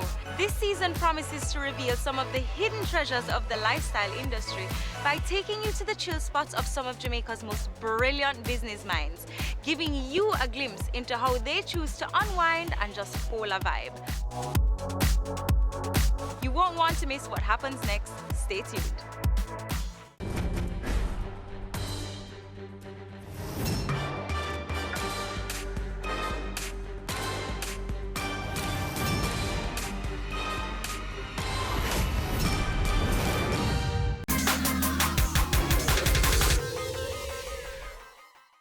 Land surveying is one of the oldest professions in the world. The first land survey dates back nearly 3,000 years ago, when Egyptian surveyors subdivided the fertile land around the Nile River and worked on remarking the land after the river's annual flooding.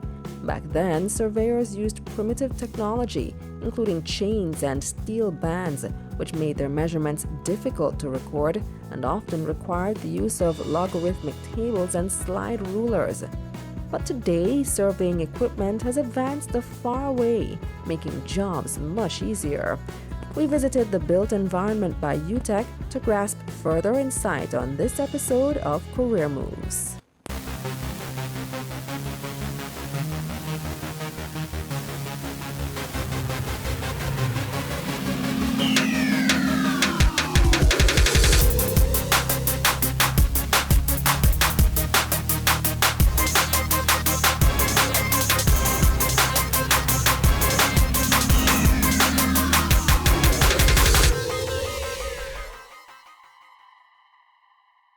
Hi, I am Glendon Newsom, Commissioned Land Surveyor and Program Director for the Surveying and Geographic Information Sciences programs at the University of Technology, Jamaica.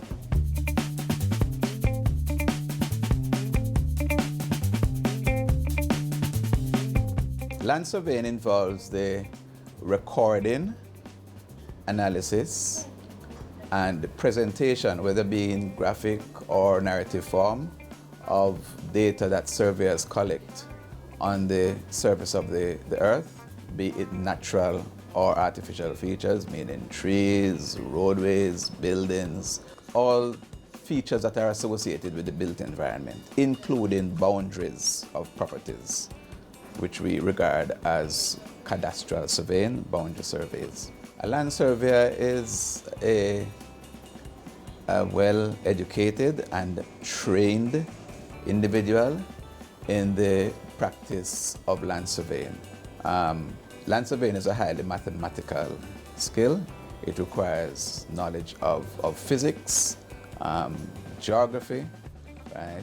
And so you will find that the land surveyor is a very rounded individual because he interfaces with many other professionals, including architects, engineers, mining personnel, and so forth, for the general development of the built environment. There are no age stipulations except that the Act requires that the person who is presenting themselves to the Land Surveyors Board to become a land surveyor should have attained the age of 21.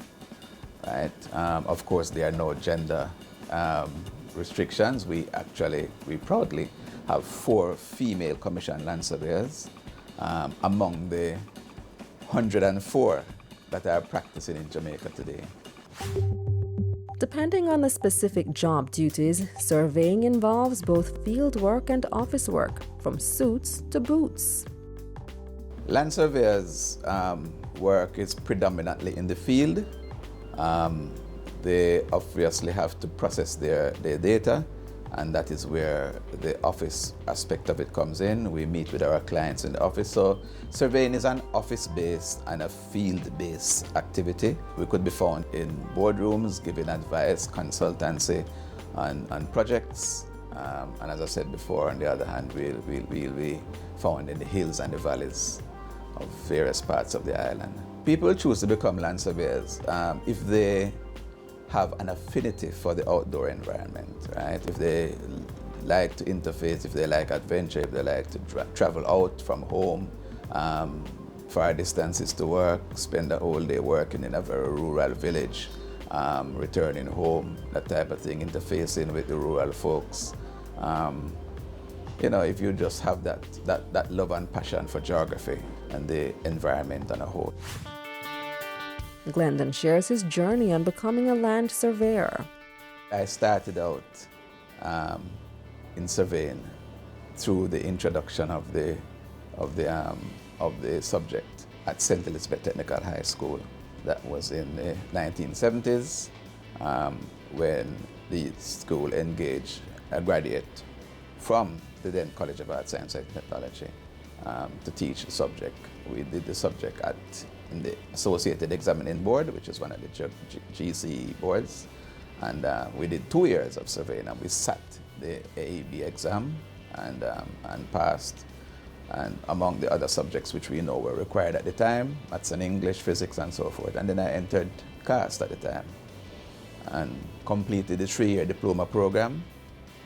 Went to the Northeast London Polytechnic in England, did the two final years of a 3-year bachelor's degree, and I came back and started teaching at CAST until it transitioned to UTech in 1995.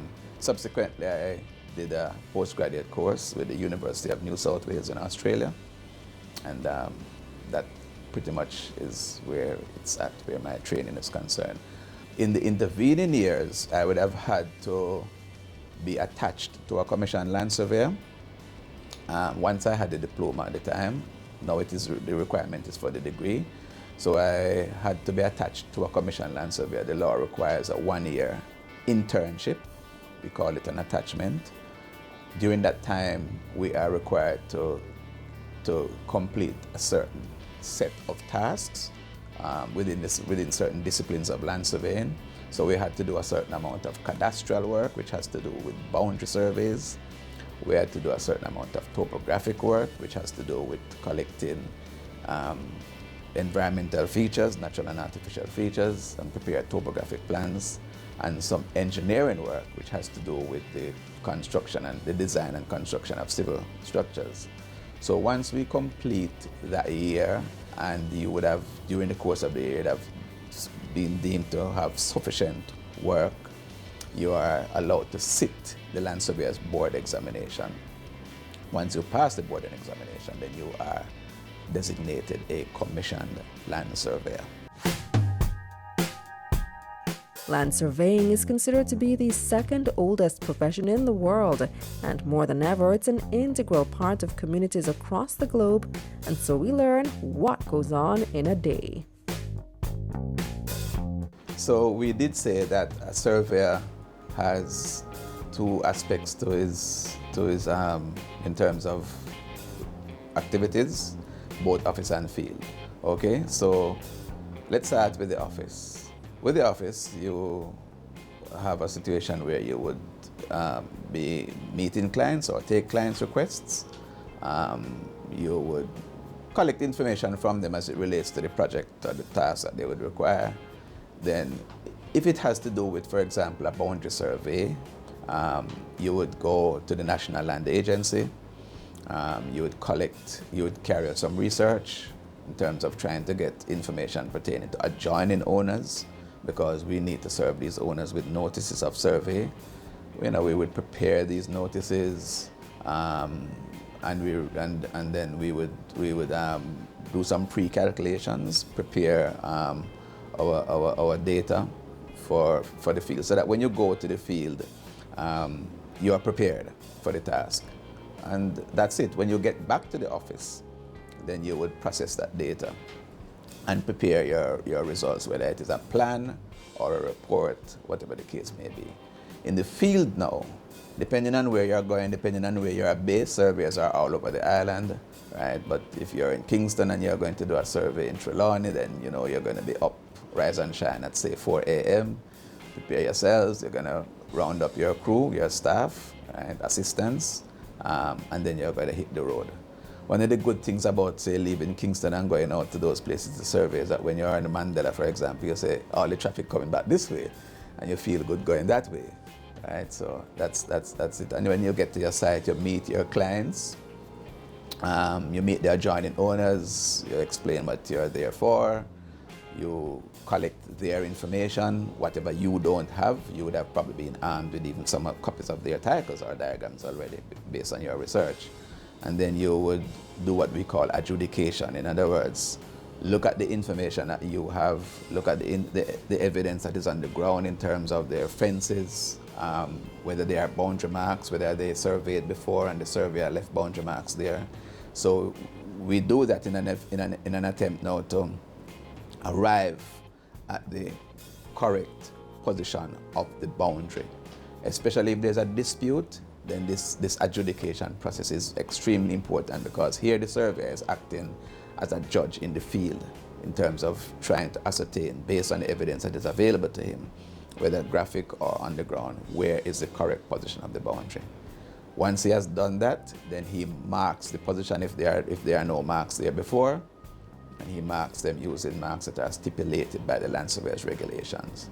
And then once he does that, then he carries out the survey, uses the instrument and carries out the measurements and records those and takes it back to the office. And then it's time to go home. Coming up, once you are employed, you're likely to have security of tenure, in particular the government service. Your business matters. Business Access TV offers you the most innovative and effective advertising solution for your business, specializing in B2B sales, cost-effective solutions, the customers you want, the repetition you need. No matter the size and nature of your company, your business matters. Call us at 876-291-6233 or 876-376-4225. Email sales@batvja.com.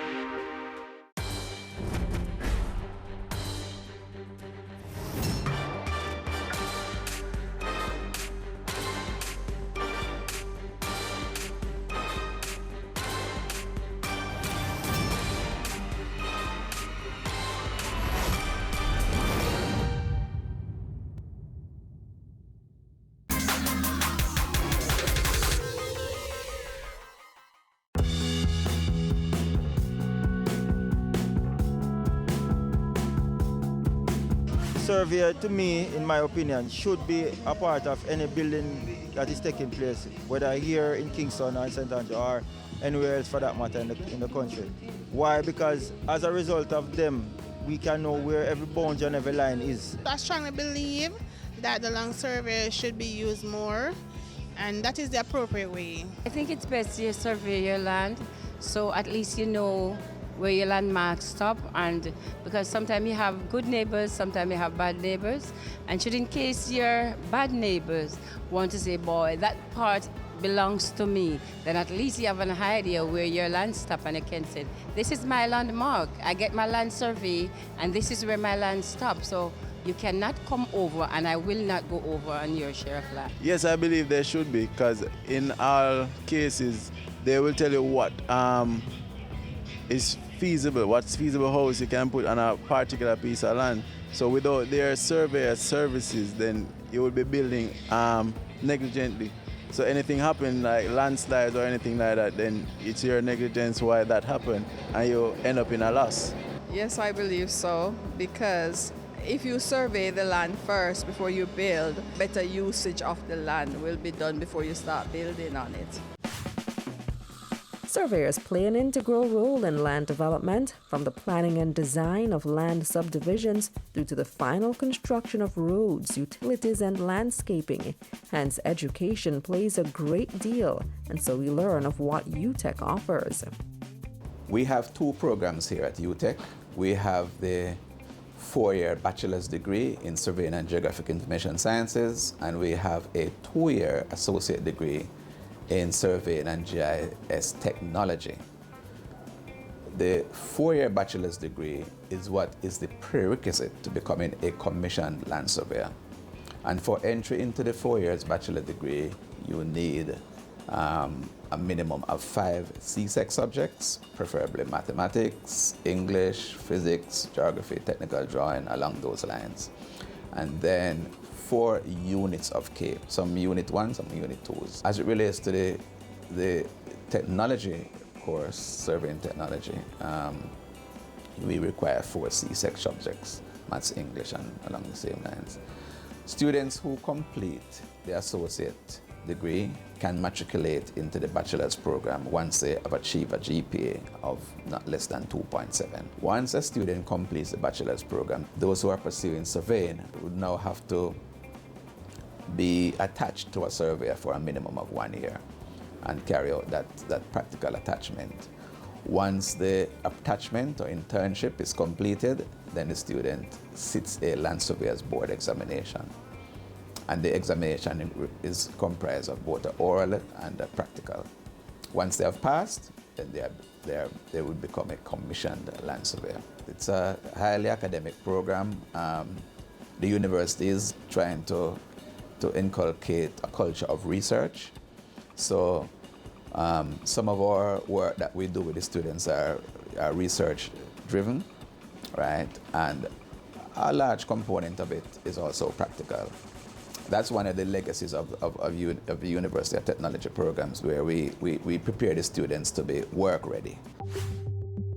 Training institutions are limited in Jamaica, but vary across the globe. The University of Technology is the only place in Jamaica that offers a Bachelor of Surveying in Jamaica. There are others in the region and, of course, beyond. But insofar as Jamaica is concerned, this is where surveying training takes place. Land surveyors are major contributors to the whole economic growth process that, for example, the current government is trying to push. There are also land development surveys in the sense that a large tract of land might exist and it is to be developed into a housing estate, right? And the surveyors are required in the very early stages, first of all, to carry out a topographic survey of what exists on the ground, right? So we are usually regarded as the persons who are first in on a development and last out. So we are pretty much involved in the whole matter of development. That's where the surveyor makes his or her contribution. Land surveyors are crucial to the process of responsible land development, so their involvement in society is well desired. There's always going to be a need for surveyors wherever there's development, right? And the other thing about it is that the fact that surveying is multifaceted in the sense that we have so many sub-disciplines within the profession. As I mentioned before, you have cadastral surveys. So there are people who will always want to apply for their titles. And so there are some 800,000+ parcels of land in Jamaica. Only 400,000+ of those are being registered. So there's more scope. There's a lot more scope for more parcels to be surveyed. Okay, development will always be taking place, as slow as it may be at times. There's always going to be the need for surveyors to carry out topographic surveys before the development and the engineering surveys during the course of development. We don't have much incidences of students leaving here and being unemployed. For a little while, you may find them having to take up employment in other areas that are not aligned with their degree until eventually they will find. But our graduates are in demand within the region as well, because quite a number of our graduates are in the Eastern Caribbean working, and of course in other parts of the world. Although their services are well needed, UTech doesn't get many applicants. We don't get a lot of applications, right? Because I know there are programs that have capacities for 50 students and they're getting 300 applications. That's not the case here. Our numbers are very, very low. I suppose perhaps because what the students might see initially, a surveyor out in the sun, and the next few minutes, it's raining down cats and dogs. He may be on the hillside, he may be down in the valley, and somebody might say to themselves, why would I want to do that? Those who choose it actually love and have a passion for it. So once we get into it, there's just no turning back. Surveyors are needed in every part of the world, especially in developing countries where they can make a significant impact on communities. I don't think any graduate would have to worry as it relates to job security because, for one, as I just mentioned, the numbers entering the profession is low. So you will find that once you are employed, you're likely to have security of tenure. In particular, the government service is very, very short of surveyors. Right? If you go to the surveys and mapping division of the National Land Agency, they have several posts for land surveyors there that are unfilled. As I said before, we have 104, probably 110 or so surveyors practicing in Jamaica, and only about 10% of that is in the government service. And there are far many more posts that are there to be filled. Coming up, we see all kinds of roadworks taking place in the island, and I'm not sufficiently convinced that the surveyor is actively engaged. Your business matters. Business Access TV offers you the most innovative and effective advertising solution for your business, specializing in B2B sales, cost-effective solutions, the customers you want, the repetition you need. No matter the size and nature of your company, your business matters. Call us at 876-291-6233 or 876-376-4225. Email sales@batvja.com. This is Caroline Smith, marketing implementer for Sol Western Caribbean for Shell Lubricants, and you're watching Business Access TV, and they are serious about business.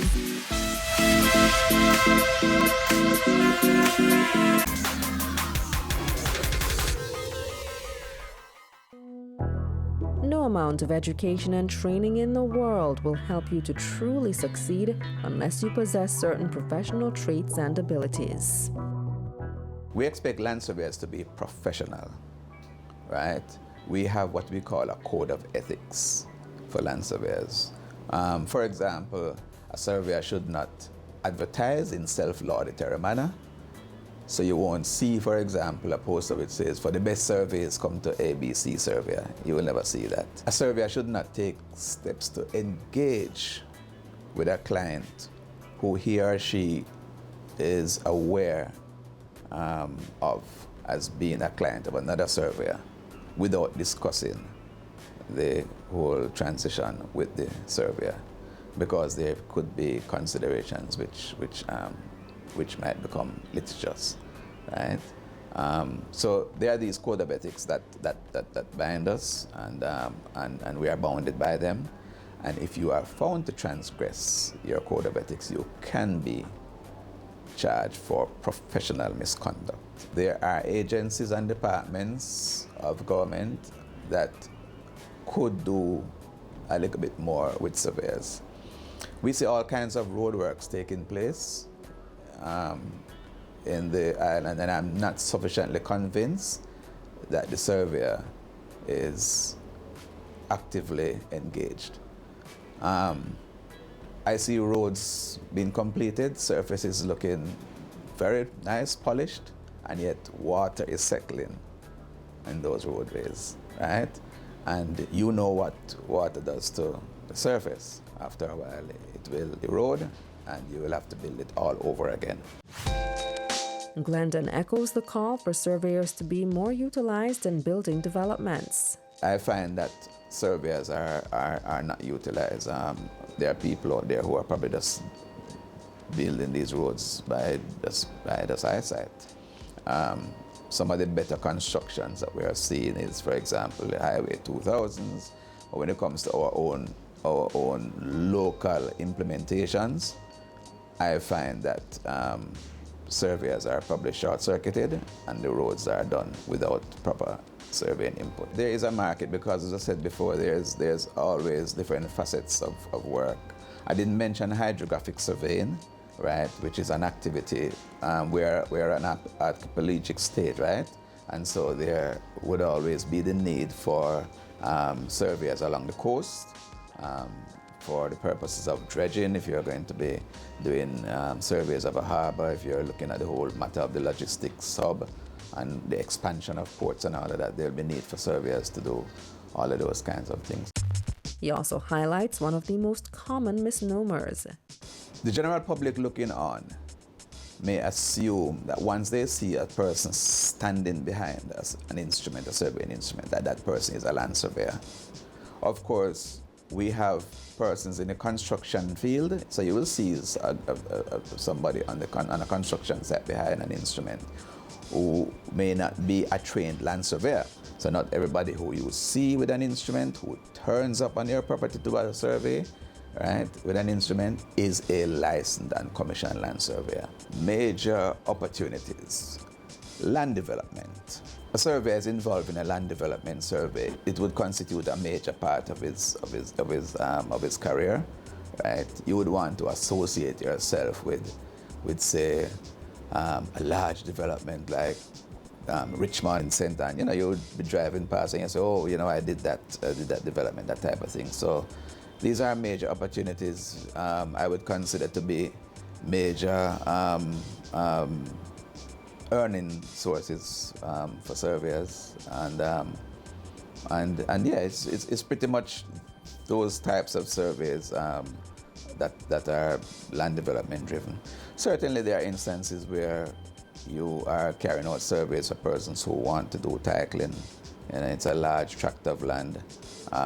Yes, and there's always a feeling of accomplishment that when your plan is completed and it is annexed to a title.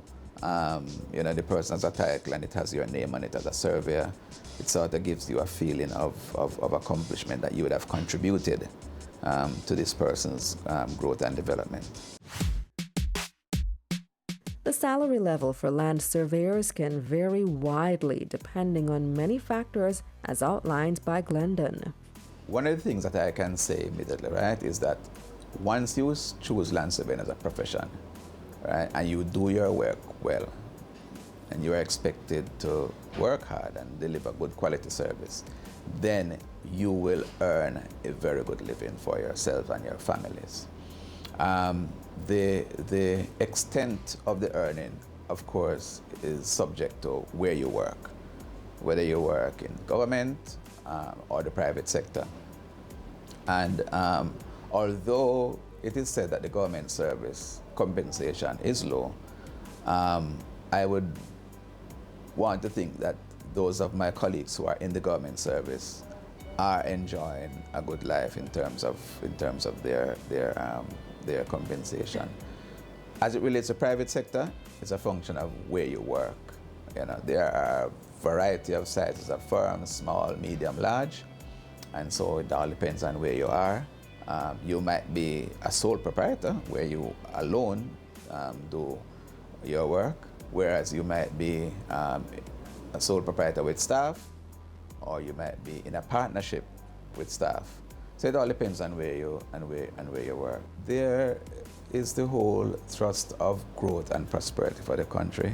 It's been talked up a lot by the present government. If it is to materialize and manifest, then there are going to be lots of things happening. For example, there's talk about the Harborview to St. Thomas Highway, so there'll be opportunities there for surveyors to work.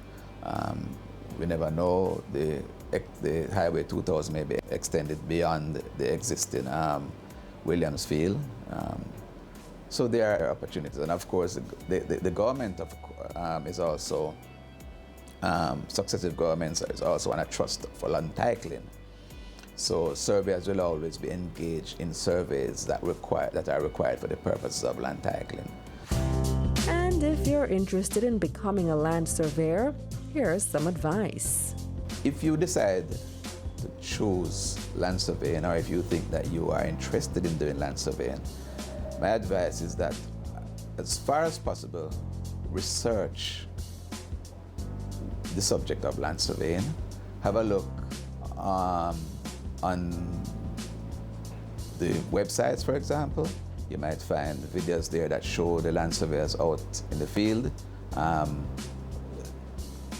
talk to surveyors. Perhaps you might want to visit a surveyor's office. But at the end of the day, be aware that this is an activity which takes you much of the time outdoors and to a lesser extent in office. Therefore, you have to be prepared to interact with the environment and the vagaries of the environment, right? The sun, we are in climate change now, so it's very hot out there. When the rain comes, it can have you marooned in certain parts of cockpit country where you have a long walk back to your vehicle. These are the type of things that you have to consider. So guess what? Like any other profession, you have to decide that, okay, I have a passion for this. This is something that I think I would love. And therefore, if you choose something that you would love, it will never ever feel like work. And once you enjoy what you're doing, you will succeed.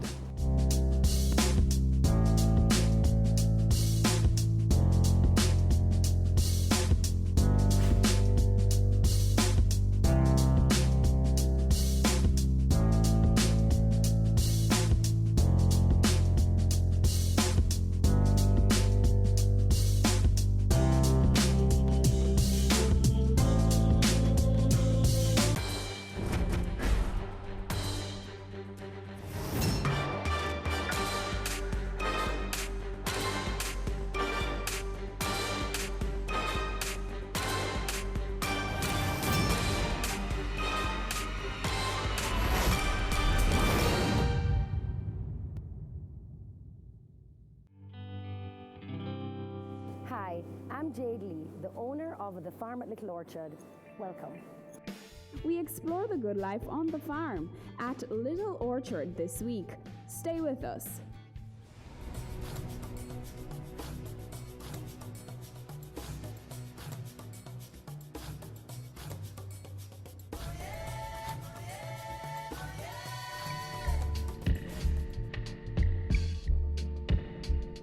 I traded in my high heels for my water boots about 3 years ago and took over my father's property and decided to make it a sanctuary.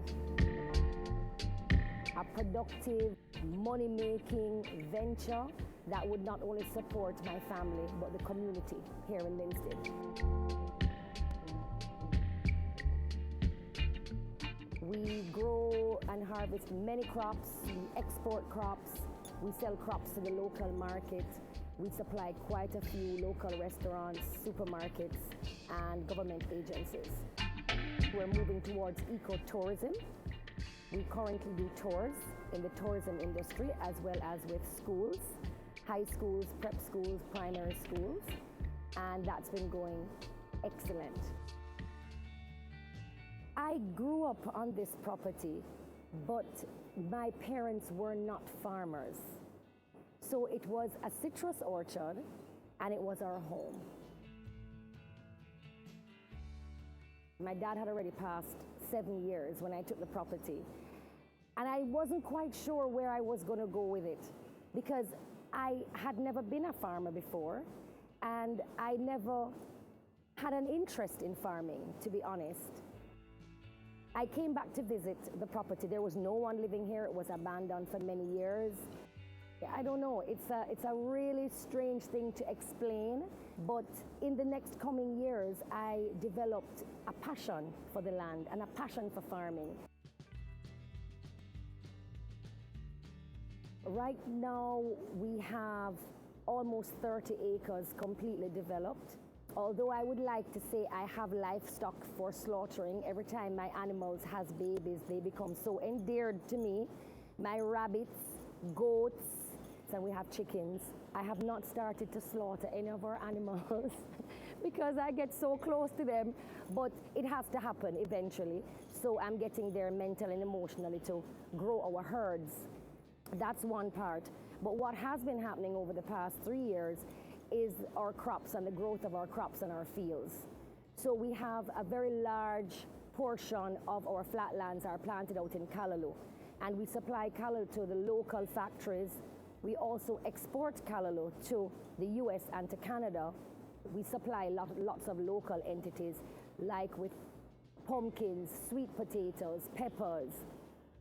There are particular agencies that have supported us over the years. You know, Jackie Tyson has been like amazing, and she's always supported us. We do bananas.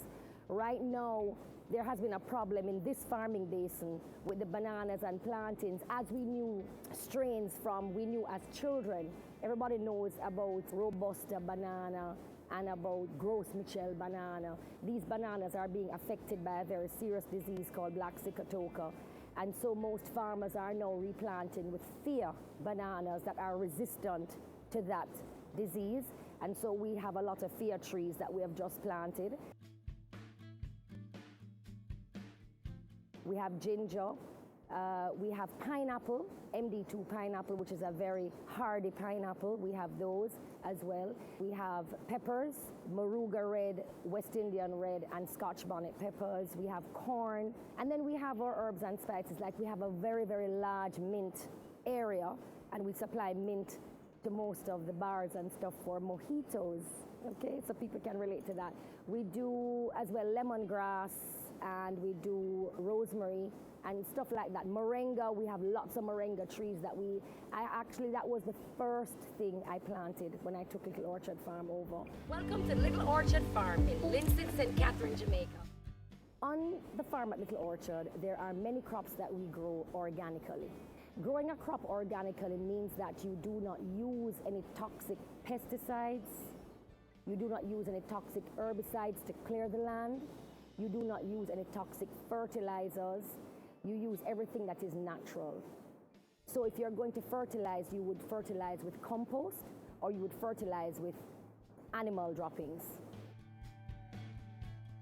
If you're going to spray a pesticide, that is a pesticide that we would make our own pesticides from like boiled peppers, garlic, scallion, and make that very strong, and that's what you would spray with.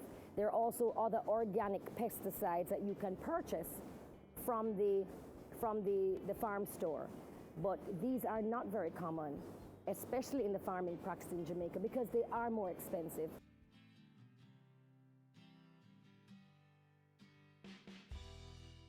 The whole process of growing organic produce is not easy.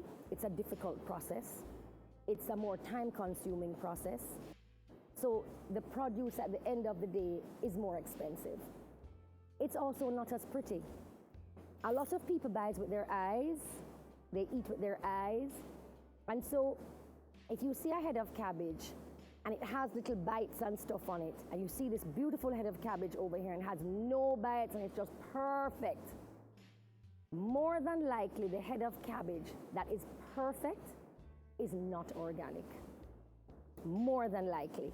And I'm not saying that it can't be organic and be beautiful.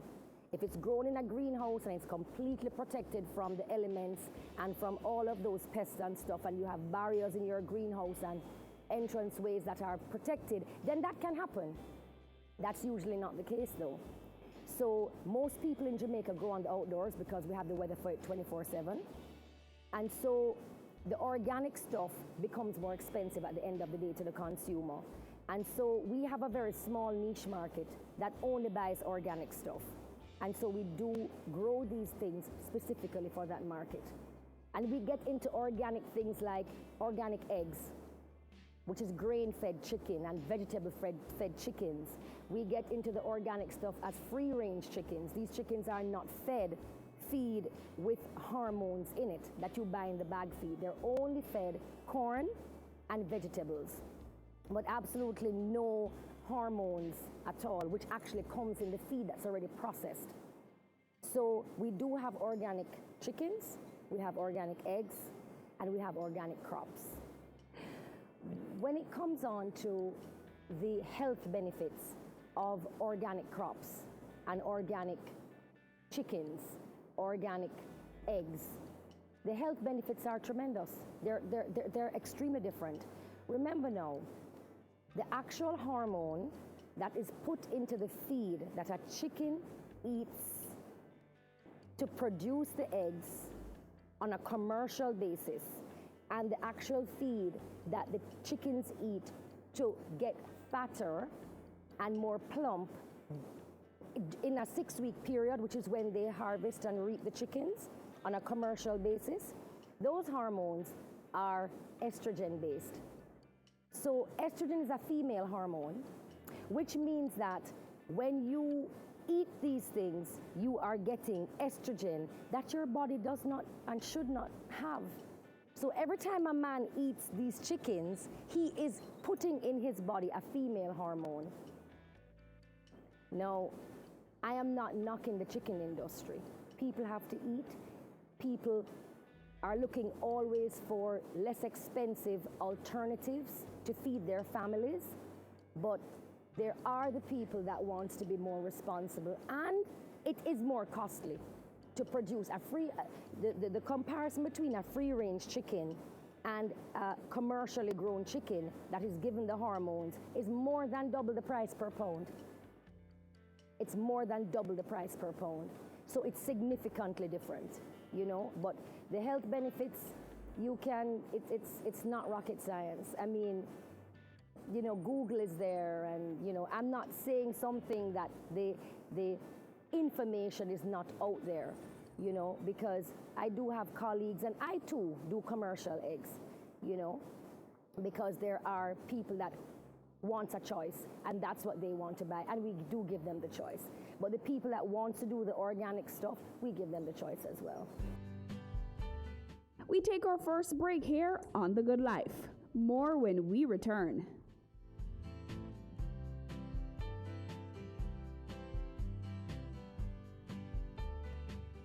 Your business matters. Business Access TV offers you the most innovative and effective advertising solution for your business, specializing in B2B sales, cost-effective solutions, the customers you want, the repetition you need. No matter the size and nature of your company, your business matters. Call us at 876-291-6233 or 876-376-4225. Email sales@batvja.com. This is Caroline Smith, marketing implementer for Sol Western Caribbean for Shell Lubricants, and you're watching Business Access TV, and they are serious about business.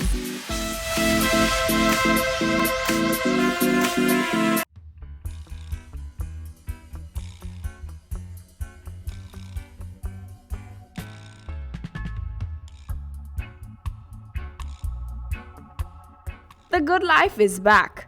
Let's have a look at our Need to Know segment for this week. Look here, Andre, you have to carry this back to here and carry it back to the plow pod. When you get suckers, let's bring down another couple of rows here. So this callaloo field, as the suckers are planted, they have to be watered immediately. And this particular plot here is about 1 acre. As you know, callaloo is very high in iron. And it is now one of the main ingredients for any green juice. Any green juice, you know that callaloo is a must-have in your green juice. As well as, of course, we know we cook callaloo as a vegetable, as a side dish or a breakfast dish in Jamaica. So all this is being planted out today, and they're being watered as they're planted.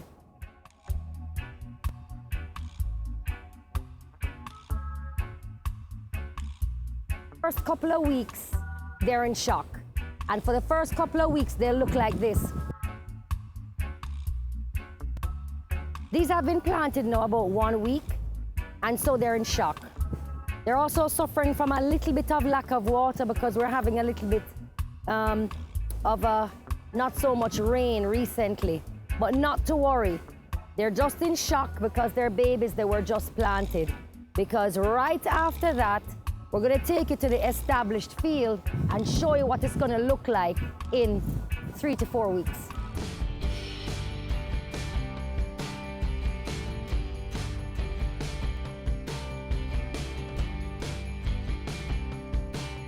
So this is what the field looks like when it is established.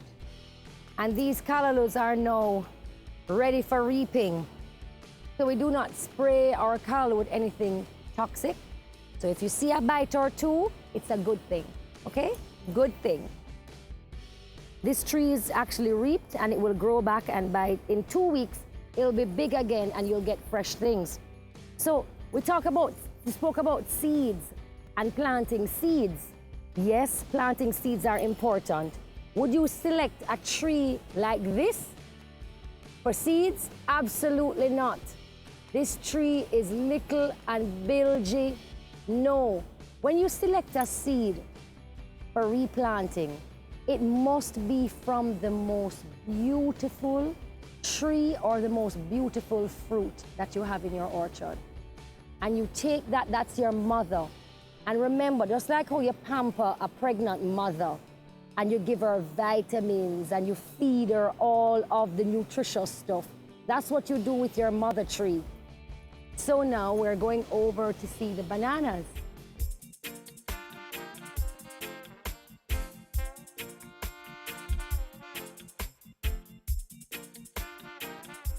These bananas are Robusta bananas. That's the breed of bananas. And as you can see, you see these leaves that gets dried. They start out by being yellow, like this one right here.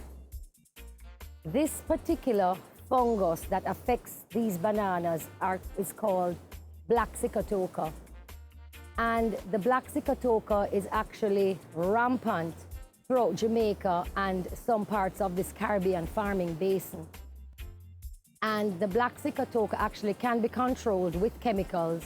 However, we do not spray our bananas. These bananas will eventually die. What happens with the black cicotoca is that it kills the leaves, and when the leaves die, the fruit does not have enough leaves to carry the nutrients to the actual banana, and then the bananas abort before the time that they should be fit. How do you know a good sucker from a bad sucker? A good banana sucker shapes like a spear. It's wider at the bottom and narrow at the top. So that's a good healthy sucker right here. This tree is going to shoot. You can see it shooting. The fruit will shoot, and as soon as that bears and you reap that fruit, you cut this tree down. And this tree will come down, and then this one will shoot a fruit. And it continues and continues. But at no time at all should you have more than 3 generations of bananas in one area, one hole. That's a healthy tree right there so far. But we see the black cicotoca coming. But hopefully the tree will remain with at least 8 leaves to feed the fruit until maturity to reap. Luckily, however, they came up with a new strain of bananas called the Thea banana that is actually resistant to black cicotoca. So we are now in the process of replanting our bananas and putting in the Thea bananas, and we'll show you some of these fields.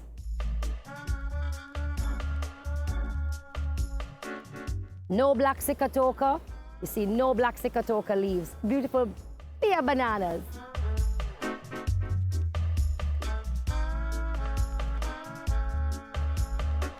Andre, why not planting? Everybody need to plant them rows. These we have sprayed with the organic stuff. So these are completely organic cabbages. This is a moringa tree. This tree is about 3 years old. Usually when they're planting moringa for harvesting, they harvest the leaves and grind them to put in a capsule for medicinal purposes. They also use the seeds as a health product in shakes, in just pop one in your mouth, you know. You don't want to eat too many moringa seeds though, because it carries your blood pressure down sometimes, I understand.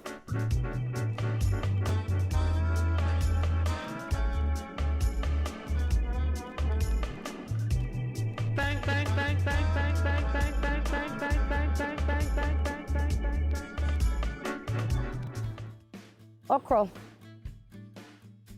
You know you can eat all of these baby okras when they're young like this.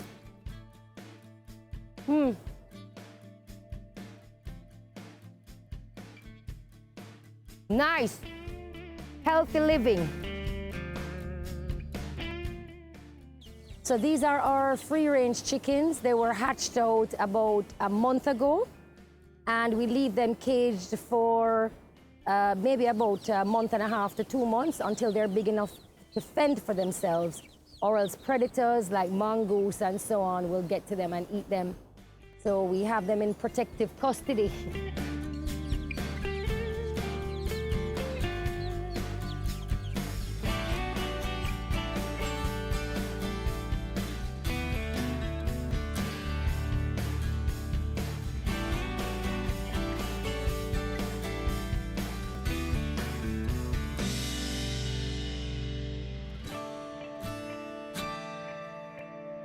This is our apiary. It's a small apiary that we're growing.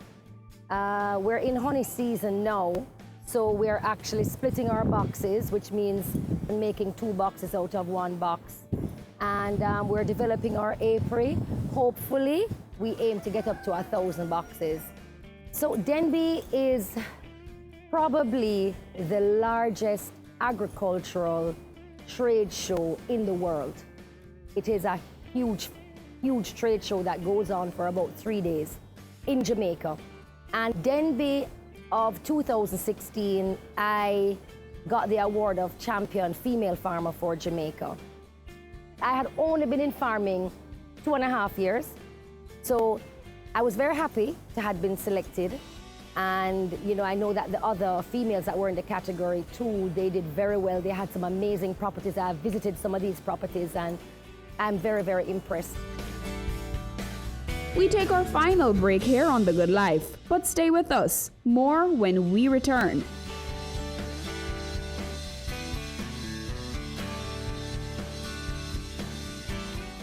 Your business matters. Business Access TV offers you the most innovative and effective advertising solution for your business, specializing in B2B sales, cost-effective solutions, the customers you want, the repetition you need. No matter the size and nature of your company, your business matters. Call us at 876-291-6233 or 876-376-4225. Email sales@batvja.com.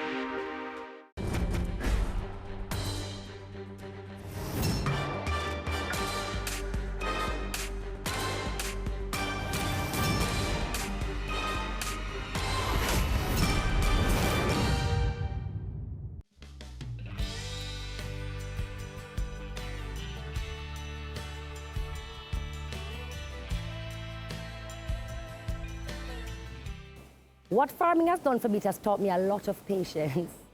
You see, because I'm a very impatient person and I want things to be done now, immediately. I want it to be done today, this minute. Farming doesn't work like that. You can't plant pumpkins today and reap them tomorrow. You have to prepare your lands. You have to know the time of year to plant. If you'd have a lacking of water supply or irrigation, you have to know when your rains are coming. How soon do you plant before your rains? You have to understand that there are certain soils that certain crops don't do well in. Rotation of crops on a particular piece of land is also very important. You don't want to plant, there are some crops that give back to the earth, and there are some crops that take away from the earth. So you may want to plant sweet potato, and then you want to plant callaloo, and then you want to plant something else, and then you want to go back to your sweet potato because sweet potato gives back to the land. So there are many different farming practices, and believe you me, Google is a wonderful place. It's all there. And if it's not there, I can pick up my phone and call a fellow farmer, and the information is easily at hand.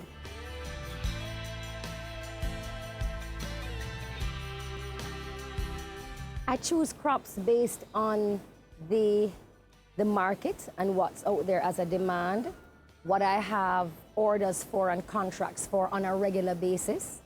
And I know that contractually I have a market for it.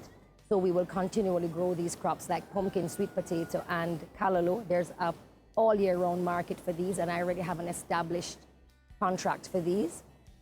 Other than that, I have so many friends and colleagues that say, Jade, you know, growing up broccoli, you know, you don't have this, you don't have that. And then I have a couple of friends that just want the organic stuff only, and then I grow for them.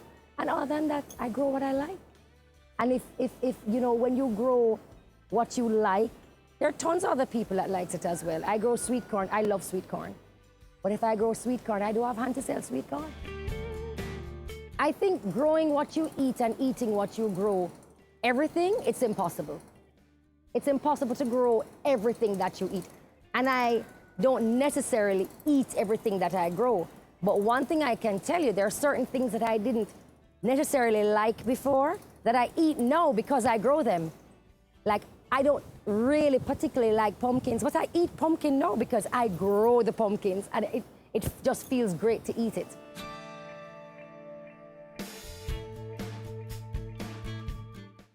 When it comes on to the economics of growing what you eat and eating what you grow, let's say you have a small plot of land in your yard. The fact of the matter is that you see the same calla that grows up that you cut, that same calla grows back calla the very next week or the week after. All you have to do is water it and give it a little bit of fertile animal manure, whatever. It grows right back. So that same 6 little roots of callaloo is going to give you callaloo for months and months and months and months. The 3 pepper trees that you have in your yard would be possible to give you peppers for almost 2 years. That same pepper tree. You take that same seed from one of the really, because you have to select your pepper, the most beautiful pepper that you got off of that tree, and dry those seeds to plant back. You can plant your thyme, your scallion. When they come, they say, how would I plant some scallion? The same scallion you go to the supermarket and buy, the same time you go to the supermarket and buy, you can plant them. Organic farming, or if you want to do farming the other way. But everyone should have a small garden in their home, a mint garden, some lemongrass. You'll be surprised to know how simple it is to grow. And so the economics of it is that, yes, these are things that you can maintain for years. For years, a banana tree will keep giving you back the suckers, and it will always be shooting banana. You get a bunch of banana, you have to put them, you can put bananas in the fridge, green bananas in the fridge, by the way, so they don't ripe. So the importance of a farmer and agriculture is so important in our lives. And that's how I start every tour. I ask the question, if you don't bathe for 2 months, will you die? You won't die if you don't bathe for 2 months. You'll be very stink, but you won't die. But if you don't eat for 2 months, you will die. There you have it. That was our tour of the farm at Little Orchard in Linstead, St. Catherine, Jamaica. I'm sitting right now on my father's old Massey Ferguson tractor. This tractor is probably, wow, a few decades old, well. So we looked at many different crops and the styles of growing crops organically and on the other end commercially, and the health benefits of the organic cropping, which is what we're trying to focus on here at the farm at Little Orchard. It is important to understand that eating healthy is a very important component to start your healthy lifestyle. And of course, knowing where your food comes from and knowing how your food is grown is very, very important. Farming is now so much more extensive than an old man in an overall with a straw hat going out in the fields. It's far more sophisticated. And so we encourage the youngsters to look seriously into farming, because the source of life is food. Farm healthy, eat healthy. Thanks for watching. This has been The Good Life, right here, the farm at Little Orchard.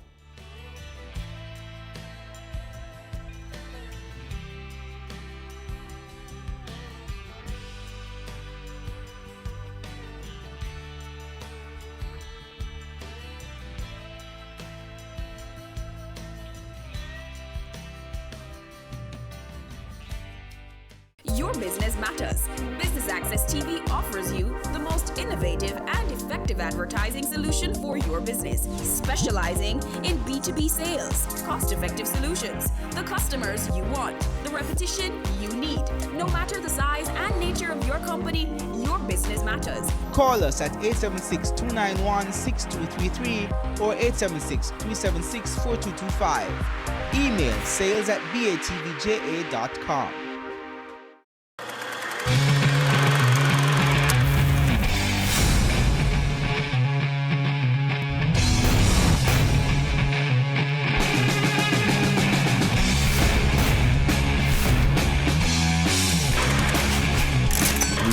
grown from 20 million US to now having 800 million US dollars. Knowledge, skill, and professionalism. Those are my tools and my armor. It's a big men don't cry, right? It's a big men don't cry, right? We were being robbed some $531,000. I've been angry to the point where I feel like I will kill people.